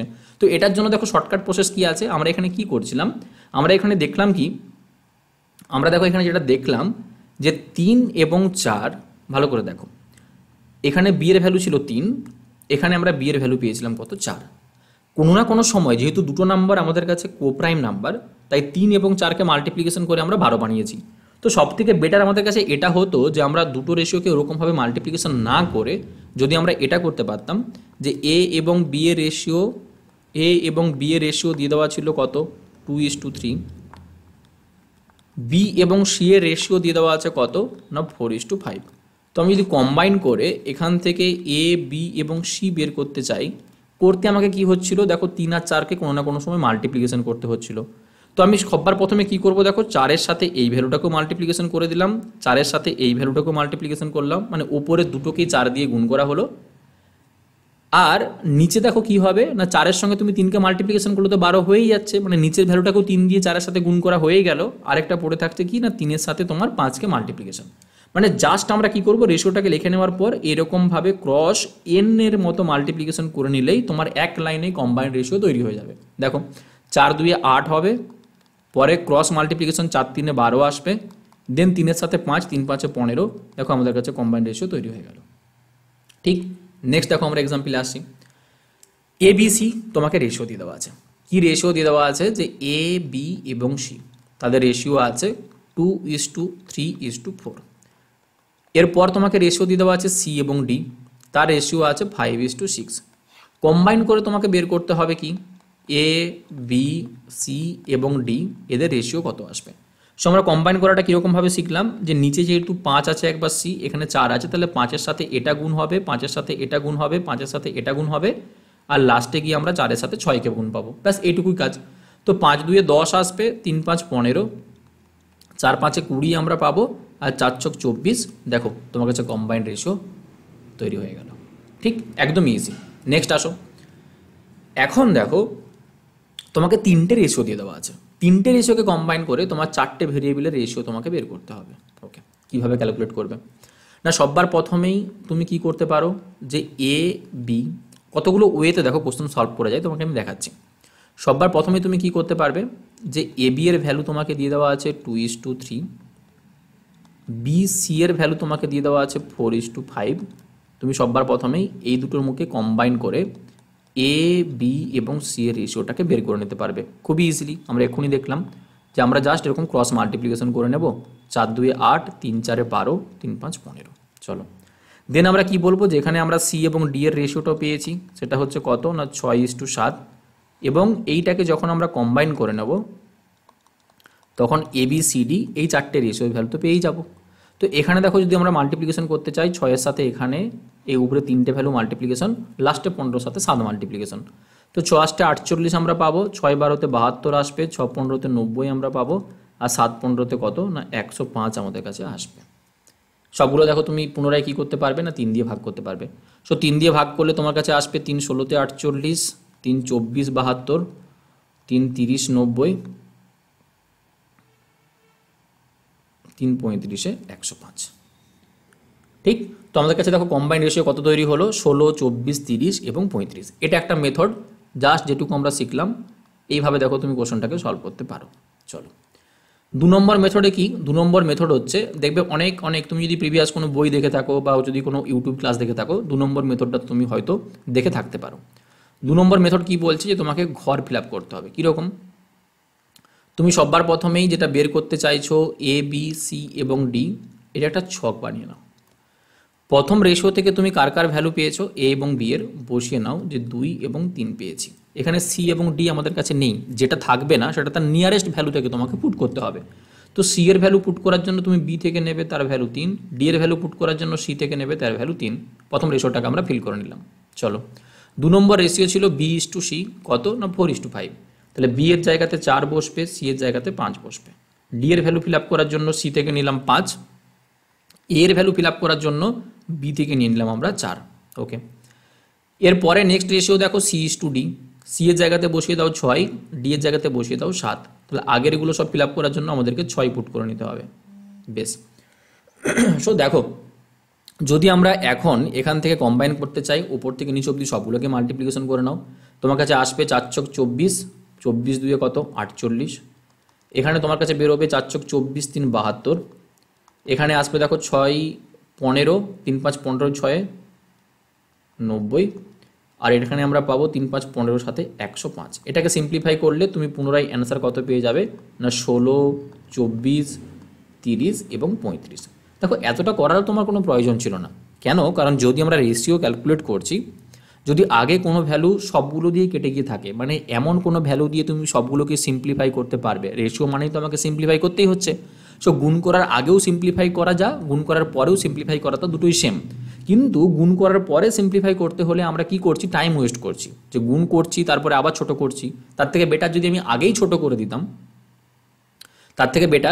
যদি আমি আগেই ছোট করে দিতাম, তাহলে পরে আমাকে আর গুণটা করতে অত টাইমও লাগতো না, আবার আমাকে ছোট করতে হতো না। তো ছোট তুমি কিভাবে করতে পারবে, যদি কোনো পার্টিকুলার ভ্যালু দিয়ে সবগুলোকে ভাগ যায়, এরকম কোনো ভ্যালু দিয়ে তুমি এলিমিনেট করে দাও। যেমন দেখো ডি এর কাছে 3 ছিল, বাদ দিতে পারতাম, সি এর কাছে 3 ছিল, বাদ দিতে পারতাম, বি এর কাছেও 3 ছিল, এখানেও 3 বাদ দিতে পারতাম। সো এ এর কাছেও আমাকে 3 বাদ দিতে হবে। তো এর কাছে এখানে যেটা 6 ছিল, ওখান থেকে 3 বাদ দিয়ে দিলে 2 পড়ে থাকবে, 2 পড়ে থাকবে। ঠিক ঠিক। সো এইটুকু করার পরেও দেখো আমরা সলভ করলে 4 2 8 2 16 তোমার কাছে ডিরেক্টলি বেরিয়ে আসতো, 4 ছক 24 বেরিয়ে আসতো, 5 ছক 30 আসতো, 5 7 35 চলে আসতো, ডিরেক্টলি তুমি রেশিওতে পৌঁছে যেতে। ঠিক, এটা তোমাকে আমি দেখালাম মেথড নাম্বার 2। Method number 2। অনেক সময় তুমি দেখবে যে তোমাকে এখানে কোশ্চেনে এই তিনটে পার্টিকুলার রেশিও দিয়ে দেওয়ার পর জিজ্ঞাসা করতে পারে যে প্রথম ভ্যালু এ এবং লাস্টের ভ্যালু ডি এর মধ্যে রেশিও কত হবে। তখন কিন্তু এগুলো বের করার কোনো প্রয়োজন নেই। কেন প্রয়োজন নেই? তার কারণ দেখো, যেখানে আমরা এটা দেখলাম প্রথমেই যে এ ইজ টু বি এই রেশিও যদি আমাদের কাছে 2:3 হয়ে থাকে, এটাকে চাইলে আমরা ডিভাইড আকারেও তো লিখতে পারি যে A divided by B equal to 2 divided by 3, এই ফরম্যাটেও তো লেখা যায়। তো যদি তুমি এ ইজ টু ডি এর ভ্যালু ক্যালকুলেট করতে চাও না, তুমি তখন কি বলবে? স্যার প্রথমে আমরা এরকম লিখতে পারি যে A divided by B multiplication B divided by C multiplication C divided by D. এতে কি হবে? এতে দেখো যে সুবিধাটা হবে, তোমার কাছে ওপরের বি নিচের B cancel out, C C cancel out, তুমি ডিরেক্টলি এখান থেকে এ বাই ডি এর ভ্যালু পেয়ে যাবে, যেটাই এ এবং ডি এর রেশিও। তো কাটাকাটি তুমি যদি করতে চাও, কীরকম কাটাকাটি করতে হবে? ভ্যালুগুলোকে পুট করে নাও, যেখানে 2 এবং 3 চলে আসবে, এখানে তুমি পাবে 4 5, আর এখানে আসবে কত না 6 7। দেখো 3 দিয়ে ক্যান্সেল আউট করলে 3 2 এ 6, আর তো কোনো ভ্যালু কাটাকাটি হচ্ছেই না। তো উপরে থাকবে 4 2 8 16, আর নিচে দেখো 5 7 35 আমরা পাচ্ছি। তো এ এবং ডি এর রেশিও জিজ্ঞাসা করলে তুমি ডিরেক্টলি বলে দেবে কত হবে না, এটা আমাদের কাছে 16:35 আসবে। দেখো এক লাইনেই তোমার কাছে চলে এসেছে। তুমি যদি এই মেথড নাম্বার 2টাকে ইউজ করতে, সেখানেও এর ভ্যালু কিন্তু 16 আর ডি এর ভ্যালু তুমি 35 পেয়েছো, এখান থেকেও তুমি রেজাল্ট দিতে পারতে। বাট ওই যে ভ্যালুগুলোকে পুট করে ঘরগুলোকে বসানো, তারপর মাল্টিপ্লিকেশন আবার সিম্পলিফাই করার থেকে যদি এ এবং ডি তোমাকে রেশিও জিজ্ঞাসা করে, তুমি ডিরেক্টলি এটাকে সলভ করে নিতে পারো। আই হোপ এটা তোমাদের ক্লিয়ার হয়েছে। এবার আসি দেখো, যে মেথড নাম্বার 1 এবং 2 যেটা তোমাকে আমি দেখালাম যে কম্বাইন্ড রেশিও করার জন্য ABCD, এর আরও একটা অ্যাডভান্স লেভেল এখন আছে, যেখানে তুমি একটা লাইনেই করে নিতে পারবে। কি করতে হবে দেখো, তোমাকে রেশিও 3টাকে লিখতে হবে। A ইজ টু বি, তার ভ্যালু দিয়ে দেওয়া ছিল কত 2:3, বি এবং সি এর রেশিও দিয়ে দেওয়া ছিল 4:5, সি এবং ডি এর রেশিও দিয়ে দেওয়া আছে 6:7। ওকে, যদি তুমি এক লাইনেই এখান থেকে কম্বাইন করতে চাও এ বি সি এবং ডিটাকে, কি করতে হয় দেখো, উপর থেকে নিচ অবধি তোমাকে মাল্টিপ্লিকেশন করতে হবে। এ দেখো উপরে আছে, নিচ অবধি তুমি আনতে চাইলে এই পুরো ভ্যালুটাকে তোমাকে মাল্টিপ্লিকেশন করতে হবে। 4 ছক 24, 24 2 কত 48। ওকে, বি কোথায় কোথায় আছে দেখো এখানে, তাহলে বি থেকে বিতে তুমি আসো, তারপর নিচে চলে আসো। সো মাল্টিপ্লিকেশন কীরকম হবে? 3-এর সাথে 4, নিচে 6, 3 4 12, 6 12 কত 72 আসবে। ঠিক, নেক্সট সি এর যখন তুমি ভ্যালু নেবে, উপর থেকে তোমাকে আসতে হবে। দেখো উপর থেকে যদি আমি আসি, সিকে এখানে পাবো প্রথম, তারপরে কোনাকুনি সি এখানে আসবে। তাহলে 3 5 15, 15 ইন্টু 6 করলে কত হবে 90। আর ডি বলেছে, তাহলে উপর থেকে ডিরেক্টলি ডিতে চলে আসো, 3 5 15, 7 15 কত না 105। আর এটাকে সলভ করে দেখো আমরা কি পেয়েছিলাম, 16:24:30:35। ঠিক, সো এটা দেখো, ওয়েট, চলো। সো এটা আমরা কি পেলাম? এটা আমরা দেখো এখান থেকে তার কম্বাইন্ড রেশিওটা পেলাম। ঠিক, সো এটাকে আমরা কি বলতে পারি? মেথড নাম্বার 3 বলতে পারি। চলো, সো তোমরা কমেন্টে জানিও যে এই যে 3টে মেথড তোমাকে আমি বললাম কম্বাইন্ড রেশিও ক্যালকুলেট করার জন্য, এর মধ্যে সব থেকে ইজি তোমার কোনটা মনে হয়েছে? মেথড 1, মেথড 2 নাকি মেথড 3? ওকে, নেক্সট আসো। নেক্সট তোমাকে দেখো কোশ্চেনে কি বলেছে যে আমরা এখন ডিরেক্টলি মেথড নাম্বার 3 দিয়ে ইউজ করব। আরেক তোমাকে বলে দেওয়া আছে যে A is to D value calculate করতে হবে। সো তুমি যদি মেথড নাম্বার 3টাকে ইউজ করতে, প্রথমে বলে দিতে যে A ইজ টু বি, তার রেশিও দিয়ে দেওয়া আছে 4:3, বি এর সাথে সি এর রেশিও দিয়ে দেওয়া আছে 2:3, সি এর সাথে ডি এর রেশিও দিয়ে দেওয়া আছে 4:5। ঠিক, সো আমি যদি ডিরেক্টলি এখান থেকে এ বি সি ডির রেশিওটা ক্যালকুলেট করতে চাই, আমার কাছে কি আসবে? এর ভ্যালু ক্যালকুলেট করার জন্য উপর থেকে নিচ অবধি মাল্টিপ্লিকেশন, 4 2 8, 8 4 কত 32। বি এর ভ্যালু ক্যালকুলেট করার জন্য বি এখানে ছিল, এখানে আসবে, তারপর নিচে নামবো, তাহলে 3 2 6, 4 ছক 24। সি এর ভ্যালু দেখো 3 3 9, 4 9 36, আর ডি এর ভ্যালু উপর থেকে নিচ অবধি 3 3 9, 5 9 45। সো এটা তোমার কাছে ডিরেক্টলি কি দাঁড়িয়ে যাবে? A is to B is to C is to D এর রেশিও চলে আসবে কম্বাইন। আচ্ছা, A:D তুমি তো এখান থেকে অ্যান্সার দিয়ে দিতে পারবে যে এ এবং ডি এর তোমাকে রেশিও বলেছে, এ এর ভ্যালু আমরা পেয়েছি কত 32 আর ডি এর ভ্যালু আমরা কত পেলাম না 45, এটা তোমার কাছে অ্যান্সার বেরিয়ে আসবে A:D এর। বা তুমি যদি শুধুমাত্র ওইটুকু বের করতে চাও তুমি ওই ফরম্যাটটাও ইউজ করতে পারতে যে A divided by B multiplication B divided by C multiplication C divided by D. এতে ভ্যালুগুলো কী কী আছে দেখো, 4 ডিভাইডেড বাই 3, 2 ডিভাইডেড বাই 3 আর 4 ডিভাইডেড বাই 5। তো এইগুলো তো সব ক্যান্সেল আউট হয়ে যাবে। বাম দিকে তোমার কাছে পড়ে থাকবে এ ডিভাইডেড বাই ডি, তার ভ্যালু কত হবে দেখো 4 দুগুণে 8, 4 আসতে 32 আমরা ওপরে পাবো, 3 3 9 আর নিচে কত আসবে 5 9 45। সো 32:45 যদি এ বাই ডি এর ভ্যালু হয়ে থাকে তো এটাকেই আমরা তো A:D রেশিওতে কনভার্ট করে নিতে পারবো 32:45। ঠিক। সো আমার মনে হয় এই মেথড নাম্বার 3 সব থেকে বেস্ট এই 4টে রেশিওকে কম্বাইন করে, সরি 3টে রেশিওকে কম্বাইন করে 4টের ভ্যালু ক্যালকুলেট করার জন্য। ঠিক আছে, চলো নেক্সট আসো। আর ডিফারেন্ট টাইপের রেশিও তোমাকে কম্বাইন কীরকম বলতে পারে, যেমন ধরো কোফিসিয়েন্ট তোমাকে দিয়ে দেওয়া আছে, এ এর কোফিসিয়েন্ট 2 দিয়ে দেওয়া আছে, বি এর কোফিসিয়েন্ট 3 দিয়ে দেওয়া আছে, সি এর কোফিসিয়েন্ট 4 দিয়ে দেওয়া আছে। তো এখান থেকে যদি এ বি সি এর রেশিও ক্যালকুলেট করতে বলে অনেকে ভুলবশত কী করে জানো, ডিরেক্টলি বসিয়ে দেয় যে এ এর কোফিসিয়েন্ট 2 আছে, বি এর কোফিসিয়েন্ট 3, সি এর কোফিসিয়েন্ট 4, ব্যাস এটাই হয়ে যাবে তোমার কাছে কম্বাইন রেশিও। না, এটা নয়। কেন নয় দেখো তোমাকে আমি বলছি। 2a তার ভ্যালু 3b এর সাথে সমান, 2a তার ভ্যালু 3b এর সাথে সমান। তুমি চাইলে এখান থেকে কিন্তু a বাই b এর ভ্যালু ক্যালকুলেট করতে পারো 3/2। আরেকবার 3b সেটা যদি 4c এর সাথে সমান হয় তুমি এখানে b এবং c এর রেশিও ক্যালকুলেট করতে পারো যে 4/3। তাহলে আমরা কি পেয়ে গেলাম দেখো, a b এর রেশিও পেয়ে গেলাম 3:2, b এবং c এর রেশিও পেয়ে গেলাম 4:3।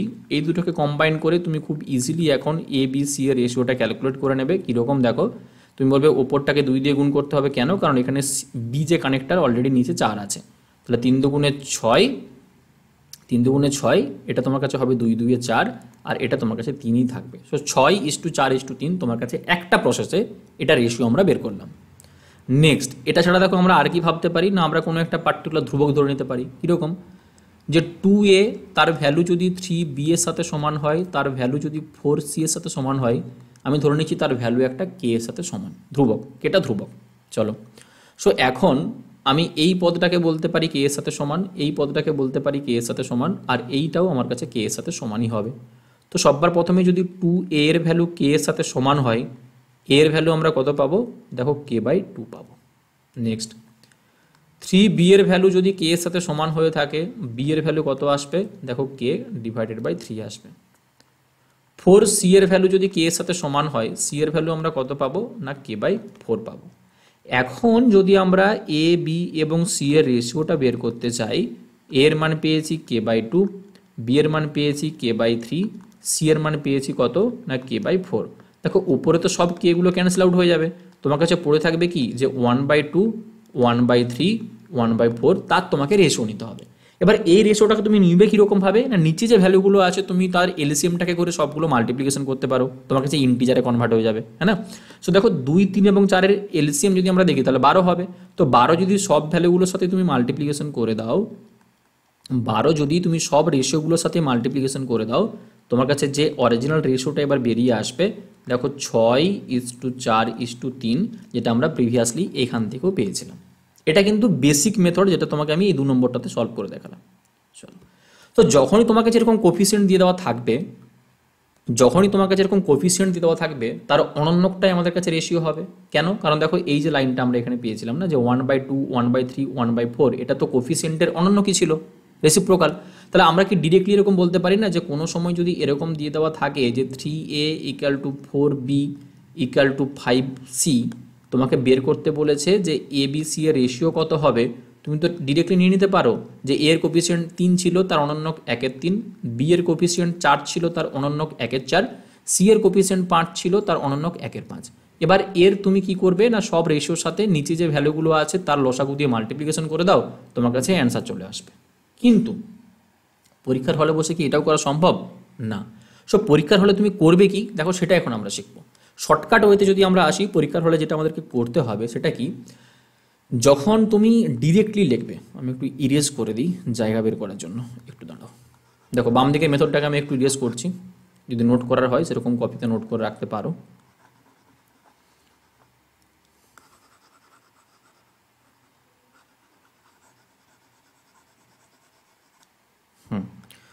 ছিল কি আমাদের কাছে 2a equal to 3b equal to 4c। তুমি ডিরেক্টলি যদি এরকম কোফিসিয়েন্ট থাকে আর এবিসি এর তোমাকে যে রেশিও জিজ্ঞাসা করে না, তুমি ডিরেক্টলি একটা লাইনে পুট করতে পারো। কীরকম দেখো, শর্টকাট হচ্ছে এরকম যে এ এর ভ্যালু যখন তুমি পুট করবে তখন এ এর কোফিসিয়েন্টটাকে বাদ দাও, বাকি দুটো কোফিসিয়েন্ট গুণফল 3 4 কত আসবে 12। যখন বি এর তুমি ভ্যালু পুট করবে তখন বি এর কোফিসিয়েন্টটাকে বাদ দাও, বাকি দুটোর কোফিসিয়েন্ট কত আছে 4 2 8। ঠিক, নেক্সট দেখো, যখন সি এর তুমি ভ্যালু লিখবে তখন সি এর কোফিসিয়েন্টটাকে বাদ দাও, বাকি দুটোর কোফিসিয়েন্টের গুণফল 3 2 কত আসবে 6। 12:8:6 আর এটাকে সিম্পলিফাই 2 দিয়ে করলেই তোমার কাছে 6:4:3 কি বেরিয়ে আসবে না, তোমার কাছে রেশিও বেরিয়ে আসবে। দেখো তোমার কাছে ডিরেক্টলি অ্যান্সার চলে আসলো। ঠিক, আমি তোমাকে আরও এক্সাম্পল দেখাচ্ছি। যেমন ধরো যদি তোমাকে এরকম দিয়ে দেওয়া থাকতো যে half A equal to 2/3 B equal to 1/4 C দিয়ে দেওয়া আছে, আর এখানে তোমাকে এক্সামিনার জিজ্ঞাসা করেছে যে এবিসি তার ভ্যালু কত আসবে, তুমি এক লাইনে কীভাবে লিখবে? তো তুমি এখন এটা বলবে যে এবিসি যদি আমি রেশিও বের করতে চাই, আমার তো কোফিসিয়েন্টের অনন্যকে রেশিও নিতে হতো। মানে এখানে কোফিসিয়েন্ট তোমার কাছে অলরেডি 1/2 আছে, তার অনন্যক 1/2 যখন তুমি অনন্যক নেবে মানে 1/1/2 যখন করবে তখন 2 উপরে চলে আসবে, মানে এটা তোমার উল্টে গিয়ে শুধু 2 হয়ে যাবে। 2/3 অনন্যক নিলে এটা হয়ে যাবে 3/2, আর 1/4 অনন্যক নিলে এটা হয়ে যাবে কত না শুধু 4। তাহলে দেখো 2 যেহেতু নিচে আছে 2 দিয়ে সবগুলোকে গুণই করে দাও, তাহলে এটা 2 2 4 হয়ে যাবে, এটা 3 থাকবে, এটা 8, এটাই হয়ে যাবে তোমার কাছে ডিরেক্টলি রেশিও। এটা তুমি করতে পারো। আর তুমি যদি বলো যে না স্যার আপনি যে প্রথমে যে এক লাইনেই লিখে দেখালেন যেরকমভাবে আমরা এখান থেকে সলভ করলাম, এই মেথডটাকে যদি আমরা এখানে ইউজ করতে চাইতাম তাহলে কীভাবে সলভ করতে হতো দেখে না। এই মেথডটাকে যদি আমরা এখানে ইউজ করতে চাইতাম তাহলে তোমাকে যেটা করতে হবে সেটা হচ্ছে, এখন দেখো কোফিসিয়েন্টের ওপরে কিন্তু কিছু না কিছু আছে। যখন আমরা এর ভ্যালুটাকে লিখবো না তখন কি করব দেখো, এর নিচের ভ্যালুটাকে নেওয়া যাবে না, বাকি দুটো নিচের ভ্যালু কত আছে না 3 আর 4, গুণফল কত হবে 12, এর উপরে কত আছে 1, সব 12 একে 12ই তোমার কাছে থাকবে। এখানে আসো, বি এর ভ্যালু লেখার সময় বি এর নিচের ভ্যালুটাকে আমরা নেব না, বাকি দুটো এখানে 2 আছে এখানে 4 আছে, 4 2 8 আর উপরে কত আছে 2, 8 2 16 তোমার কাছে আসবে। ওকে, আর এখানে দেখো সি এর ভ্যালু লেখার সময় আমরা সি এর কোফিসিয়েন্টটাকে নেব না, বাকি দুটো 3 2 6, উপরে 1 আছে, 6 একে 6 হবে, আর এটাকে সিম্পলিফাই করলে 6 8 3, 6:8:3, এটাই তোমার কাছে কি বেরিয়ে আসবে, এটাই দেখো তোমার কাছে রেশিও বেরিয়ে আসবে। ঠিক, এটাই কি আমাদের কাছে রেশিও ছিল? 1 মিনিট ওয়েট করো।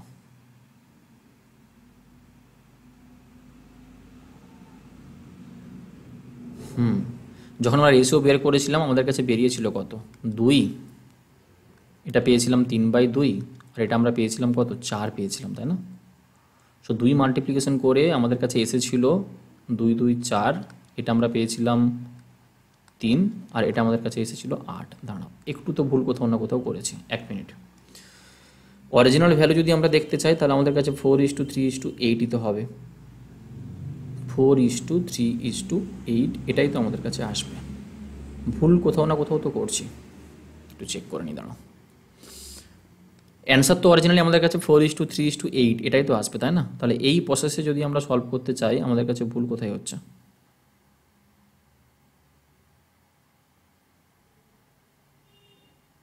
চার 2 8 2 16, এখানে আমরা পেয়েছিলাম 12। চলো এটাকে তাহলে একটু দেখছি এই প্রসেসে কীভাবে সলভ করা যায়। আপাতত এইটুকু জেনে রাখো যে আমরা ওই মেথডটাতে দিয়ে এটাকে সলভ করলাম, একটু দেখে নিচ্ছি, দাঁড়ো কোথাও না কোথাও মিস্টেক তো করছি। ঠিক আছে, চলো নেক্সট আসো। দেখো কোশ্চেন নাম্বার 1, এইটা যে কোশ্চেন আছে না এটা সিজিএলে আসা কোশ্চেন, সিজিএল 2021 বা 22-এর প্রিলিমসে আসা কোশ্চেন। কি বলেছে দেখো, A:B + C এর ভ্যালু তোমাকে বলে দেওয়া আছে কত না 5:7। আরেকবার বলে দেওয়া আছে যে B:C + A তার ভ্যালু আছে কত না 7:9। এখান থেকে তোমাকে রেশিও বের করতে বলেছে যে C:A + B তার রেশিও তোমার কাছে কত আসবে। কীভাবে ক্যালকুলেট করবে? তুমি তো ডিরেক্টলি এরকম নিতে পারবে না যে এখানে একবার তুমি নিয়ে নিলে যে এ এর ভ্যালু, চলো আমি 5 নিয়ে নিলাম, বি প্লাস সি এর ভ্যালু নিয়ে নিলাম 7, তাহলে বি প্লাস সি এর ভ্যালু যদি 7 হয়ে যায়, এখানে বি এর ভ্যালু নিজে হচ্ছে 7, তাহলে তো সি হবে 0। আবার সি যদি 0 হয় তাহলে সি প্লাস এ এর ভ্যালু যখন তুমি 9 পাচ্ছ, যেখানে এ যদি 5 হয়, সি 0 হলে তো 5 আসার কথা, 9 আছে, হচ্ছে না। করতে হবে কি না, তোমাকে করতে হবে এখানে রেশিওকে ইকুয়াল, রেশিওকে তোমাকে ইকুয়াল করতে হবে। তো রেশিওকে তুমি ইকুয়াল কিভাবে করবে? যদি তুমি প্রথম এই রেশিওর মধ্যে 3টে ভেরিয়েবলকে দেখো না, এই 3টে ভেরিয়েবল তোমার কাছে কি আছে দেখো, এ, বি এবং সি আছে। সাপোজ যদি আমি যোগ করতাম, রেশিওর যোগফল কত আসতো না, 7 5 12 পেতাম। এখানেও দেখো 3টেই ভেরিয়েবল আছে, এ প্লাস বি প্লাস সি, কিন্তু যোগ করলে 7 9 কত হচ্ছে না 16 হচ্ছে। যোগ করলে কত পাচ্ছি না 16। তো একবার রেশিওর যোগফল এখানে 3টে 12, এখানে রেশিও 3টে যোগফল 16, এটা কিভাবে হচ্ছে? এটা তো নাইনসাফি। যেহেতু তোমার কাছে ভেরিয়েবলগুলো সেম, তাহলে রেশিও সেম রাখতে হবে। তো রেশিও সেম করার জন্য তোমাকে কি করতে হবে, রেশিওকে ইকুয়াল করতে হবে। কিভাবে ইকুয়াল না, ওই মাল্টিপ্লিকেশন আমরা করব। তো 12 এবং 16কে সমান বানাতে হলে দুই জায়গাতে আমরা কি করতে পারি না 48 বানিয়ে দিতে পারি। 12 এবং 16 48 বানিয়ে দিতে দু জায়গাতে দেখো ইকুয়াল হয়ে যাবে। তো 48 বানাতে হলে এটাকে 4 দিয়ে গুণ করতে হবে, 48 বানাতে হলে এটাকে 3 দিয়ে গুণ করতে হবে। সো এটাকে 4 দিয়ে গুণ, এটাকে 3 দিয়ে গুণ, মানে কি না পুরো রেশিওকেই 4 দিয়ে গুণ করা। সো পুরো রেশিওকে আমরা 4 দিয়ে গুণ করব, পুরো রেশিওকে আমরা 3 দিয়ে এখানে দেখো মাল্টিপ্লিকেশন করব। সো নতুন রেশিও তোমার কাছে কি বেরিয়ে আসবে, A is to B plus C, তার ভ্যালু নতুন যেটা হবে 4 দিয়ে গুণ করার পর 4 5 20 হলো, এটা কত হবে 4 7 28। এখানে আসো, B is to C plus A যেটা ছিল 3 দিয়ে মাল্টিপ্লিকেশন করার পর 3 7 21, আর কত হবে 3 9 27। যেহেতু তোমার কাছে দু জায়গাতেই যোগফলটা সমান, তুমি ডিরেক্টলি এখন ভ্যালু চুজ করে নিতে পারো। যে এ এর ভ্যালু ডিরেক্টলি আমরা বলতে পারি 20, বি এর ভ্যালু ডিরেক্টলি বলতে পারি আমরা 21। যদি বি প্লাস 7 মিলে তোমার কাছে 28 হয়ে থাকে, বি এর ভ্যালু যদি 21 হয়, তাহলে সি এর ভ্যালু অটোমেটিক্যালি কত হয়ে যাবে না 7 হয়ে যাবে। এখানে একবার চেক করে নাও, সি প্লাস এ কি 27 পসিবল? দেখো এ এর ভ্যালু 20, সি এর ভ্যালু 7, 27 আমাদের কাছে চলে এসছে। তো ডিরেক্টলি ভ্যালু জানতে চাইলে তুমি এখন বলবে, এটা কিন্তু অরিজিনাল ভ্যালু না, জাস্ট আমরা রেশিও ক্যালকুলেট করছি বলে। তো এ এর ভ্যালু আমরা, বা তুমি রেশিও ইকুয়াল করছো মানে অরিজিনালও বলে দিতে পারো, যে এ এর ভ্যালু আমরা পাচ্ছি কত 20, বি এর ভ্যালু আমরা কত পেয়েছি 21, আর অরিজিনাল তো বলা যাবে না, কারণ এর থেকে বেশি ভ্যালু দিয়ে মাল্টিপ্লিকেশন করলে বড় ভ্যালু তোমার কাছে আসবে, ঠিক। কিন্তু রেশিও বের করতে বলেছে মানে আমরা বের করতে তো পারবো। আর সি এর ভ্যালু আমরা কত পেলাম দেখো 7 পেলাম। চলে আসো এখানে, তো C is to A plus B জানতে চেয়েছে, সি এর ভ্যালু আমরা 7 পেয়েছি, এ এবং বি এর যোগফল তোমাকে বের করতে হবে। তো এ আর বি দুটোকে যোগ করলে আমরা কত পাবো না 41 পাবো। তো ডিরেক্টলি তুমি অ্যান্সার কত দিয়ে দেবে 7:41। ক্লিয়ার? নেক্সট আসো, কোশ্চেন নাম্বার 2তে দেখো। কোশ্চেন নাম্বার 2 সেম টাইপের কোশ্চেন, এটাও সিজিএল আসা কোশ্চেন, যে A plus B, B plus C, C plus A, এই 3টে রেশিও যদি 3:5:6 হয়ে থাকে, এবং A plus B plus C এর অরিজিনাল ভ্যালু তোমাকে দিয়ে দেওয়া আছে 14, তাহলে what is the value of A B C separately? এখানে তুমি এ বি সি এর সেপারেট ভ্যালু বের করতে পারবে। কেন? কারণ তোমাকে অরিজিনালি বলে দিয়েছে যে এ বি এবং সি এর 3টে যোগফল তোমার কাছে 14 হবে, এক্সট্রা করে তোমাকে ইনফরমেশন দিয়ে দেওয়া আছে। কিভাবে সলভ করব? দেখো বাম দিকে যে রেশিওগুলো আছে না, তাতে যদি সবগুলোকে আমরা যোগ করতাম, আমরা দুবার এ পেতাম, দুবার বি পেতাম, দুবার সি পেতাম। তো ডিরেক্টলি আমরা কি বলতে পারি যে 2 ইন্টু এ প্লাস বি প্লাস সি। এ দুবার পেয়েছি, বি দুবার পেয়েছি, সি দুবার পেয়েছি, তাহলে 2a plus 2b plus 2c আসতো যোগ করলে। 2 যদি আমরা কমন নিয়ে নিই, তাহলে উইথিন ব্র্যাকেটে এ প্লাস বি প্লাস সি পড়ে থাকবে। ডান দিকে রেশিওর যোগফল কত হবে দেখো, 5 3 8, 8 6 কত না 14। তো এখান থেকে এ প্লাস বি প্লাস সি এর যদি আমরা রেশিও বের করতাম, 14কে 2 দিয়ে ভাগ করা মানে আমরা কত না 7 পাচ্ছি। বাট তোমাকে কি বলেছে, অরিজিনালি এ প্লাস বি প্লাস সি এর ভ্যালু কত না 14 আসবে। তো আমরা রেশিও থেকে যেটা করলাম সেটাতে 7 পেয়েছি, কিন্তু কোশ্চেনে 14 দিয়ে দেওয়া আছে, তাহলে 7কে যদি 14 বানাতে হয় 2 দিয়ে গুণ করতে হবে। সো 2 দিয়ে গুণ করা মানে যতগুলো রেশিও ছিল সবগুলোকে 2 দিয়ে গুণ করা। তো তুমি এখন বলে দেবে স্যার এ প্লাস বি, তার রেশিওর যেটা ভ্যালু ছিল 3, তাকে 2 দিয়ে গুণ করলে হয়ে যাবে 6।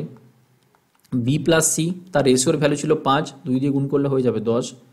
আর সি প্লাস এ, তার ভ্যালু ছিল রেশিওতে 6, 2 দিয়ে গুণ করলে হয়ে যাবে কত 12। এবার তুমি কম্পেয়ার করে নাও, কীভাবে কম্পেয়ার করবে? এ প্লাস বি প্লাস সি যদি 14 হয়ে থাকে, যেখানে এ আর বি যদি 6 হয়, অটোমেটিক্যালি সি কত হয়ে যাবে না 8 হয়ে যাবে। বি এবং সি যদি 10 হয়ে থাকে, সি যদি আমরা 8 পাই, এখান থেকে বি অটোমেটিক্যালি পেয়ে যাব আমরা 2, বি আমরা পেয়ে যাব 2। সি প্লাস এ, সি যদি 8 হয় এ অটোমেটিক্যালি চলে আসবে কত 4।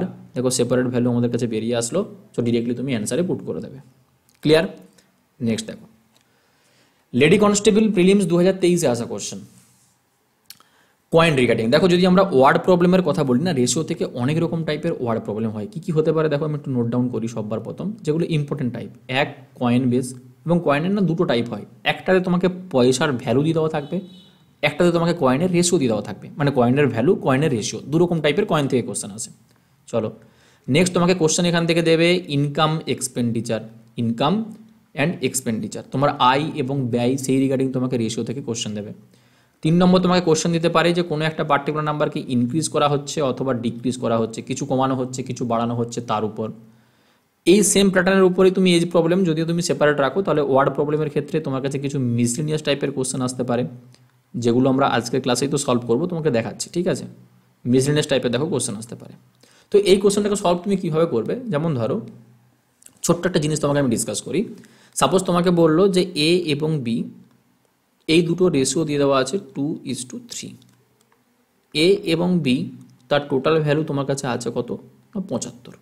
এ এর ভ্যালু সেপারেটলি কত হবে, বি এর ভ্যালু সেপারেটলি কত হবে, এটা আমরা একদম ছোটোবেলা থেকে শিখে এসেছি। কীভাবে সলভ করি না, আমরা এটা দেখতে পাচ্ছি যে এ এবং বি এর রেশিও যদি 2:3 হয়ে থাকে, নর্মালি তুমি যদি এক্স ধরতে চাও তাহলে এটা হবে 2x, এটা হবে 3x, দুটোকে যোগ করলে তুমি পাবে 5x, তারই ভ্যালু তোমাকে দিয়ে দেওয়া আছে 75। এক্সের ভ্যালু তুমি কত পেয়ে যাবে না 15। এক্সের ভ্যালু 15 পেয়ে গেলেই তুমি বলবে যে এ এর মানটা হবে 15 দুগুণে 30, আর বি এর মান হবে 3 15-তে কত 45। এভাবে আমরা সেপারেট করে নিলাম। বা আমরা দেখো এটাও করতে পারি যে যদি আমি ডিরেক্টলি এ এর ভ্যালুটাকে পুট করতে চাইতাম, আউট অফ 75 এ কতটা থাকবে না, এ আছে 2 রেশিও, টোটাল কত না 5 রেশিও, তাহলে এটার সঙ্গে মাল্টিপ্লিকেশন এ এর ভ্যালু 2 পাবো আউট অফ 5 রেশিও, এখান থেকেও তো বেরোবে। দেখো 5 দিয়ে ক্যান্সেল আউট করলে 5 15-তে 75, 15 দুগুণে 30 আমরা পেতে পারি। বি এর ভ্যালু ডিরেক্টলি বের করতে চাইলে 75 টোটাল ছিল, বি পেয়েছি 3 রেশিও আউট অফ 5 রেশিও, তো এখান থেকে সলভ করলে বি এর ভ্যালু 3 15-তে 45 আমরা পেয়ে গেলাম, হ্যাঁ না? সো এরকমভাবে দেখো আমরা ক্যালকুলেট করতে পারি। তো কোশ্চেনে দেখো যেটা বলেছে যে একটা বাক্সে 1 টাকা এবং 50 পয়সার কয়েন মিলিয়ে মোট 52টা তোমার কাছে মুদ্রা আছে। 1 টাকা এবং 50 পয়সা মিলিয়ে মোট 52টা তোমার কাছে মুদ্রা আছে। তাদের মূল্যের অনুপাত তোমাকে দিয়ে দেওয়া আছে, কয়েনের অনুপাত কিন্তু নয়, তাদের মূল্যের অনুপাত দিয়ে দেওয়া আছে 3:5, 3:5। তো কোন প্রকার মুদ্রা কটা করে আছে এটা তোমাকে বের করতে হবে।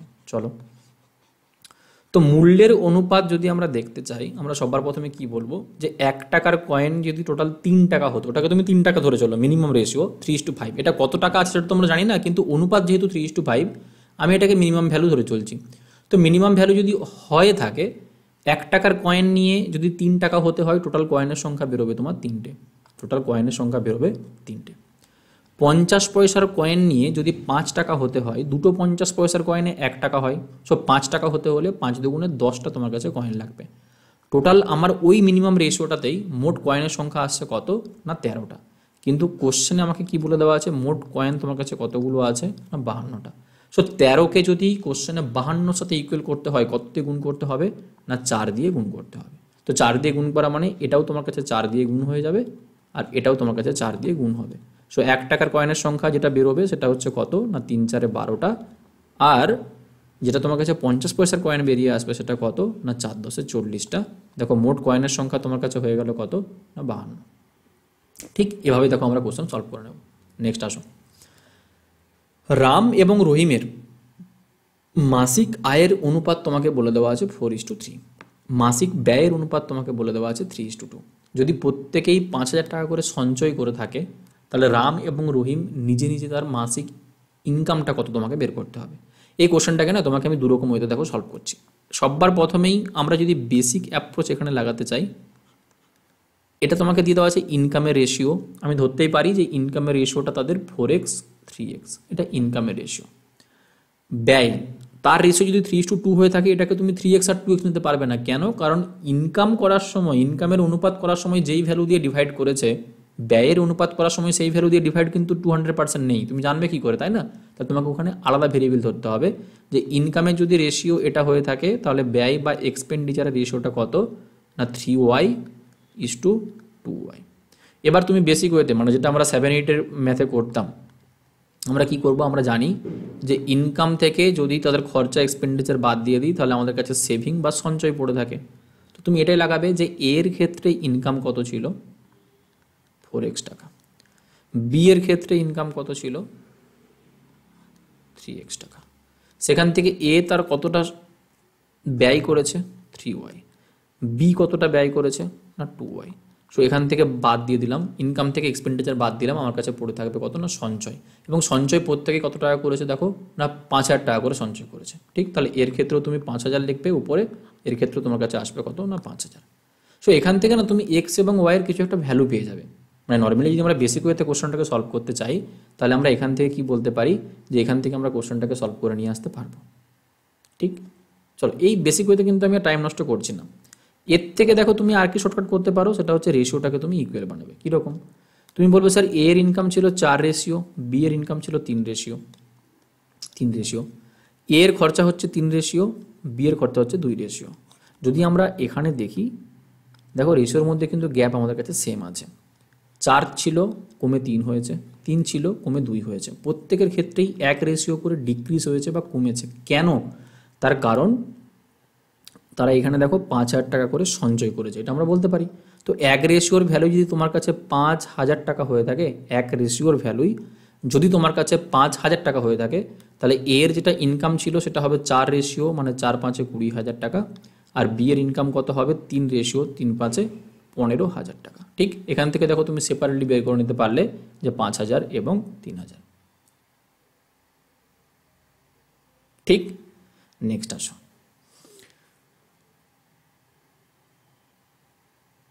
নেক্সট দেখো,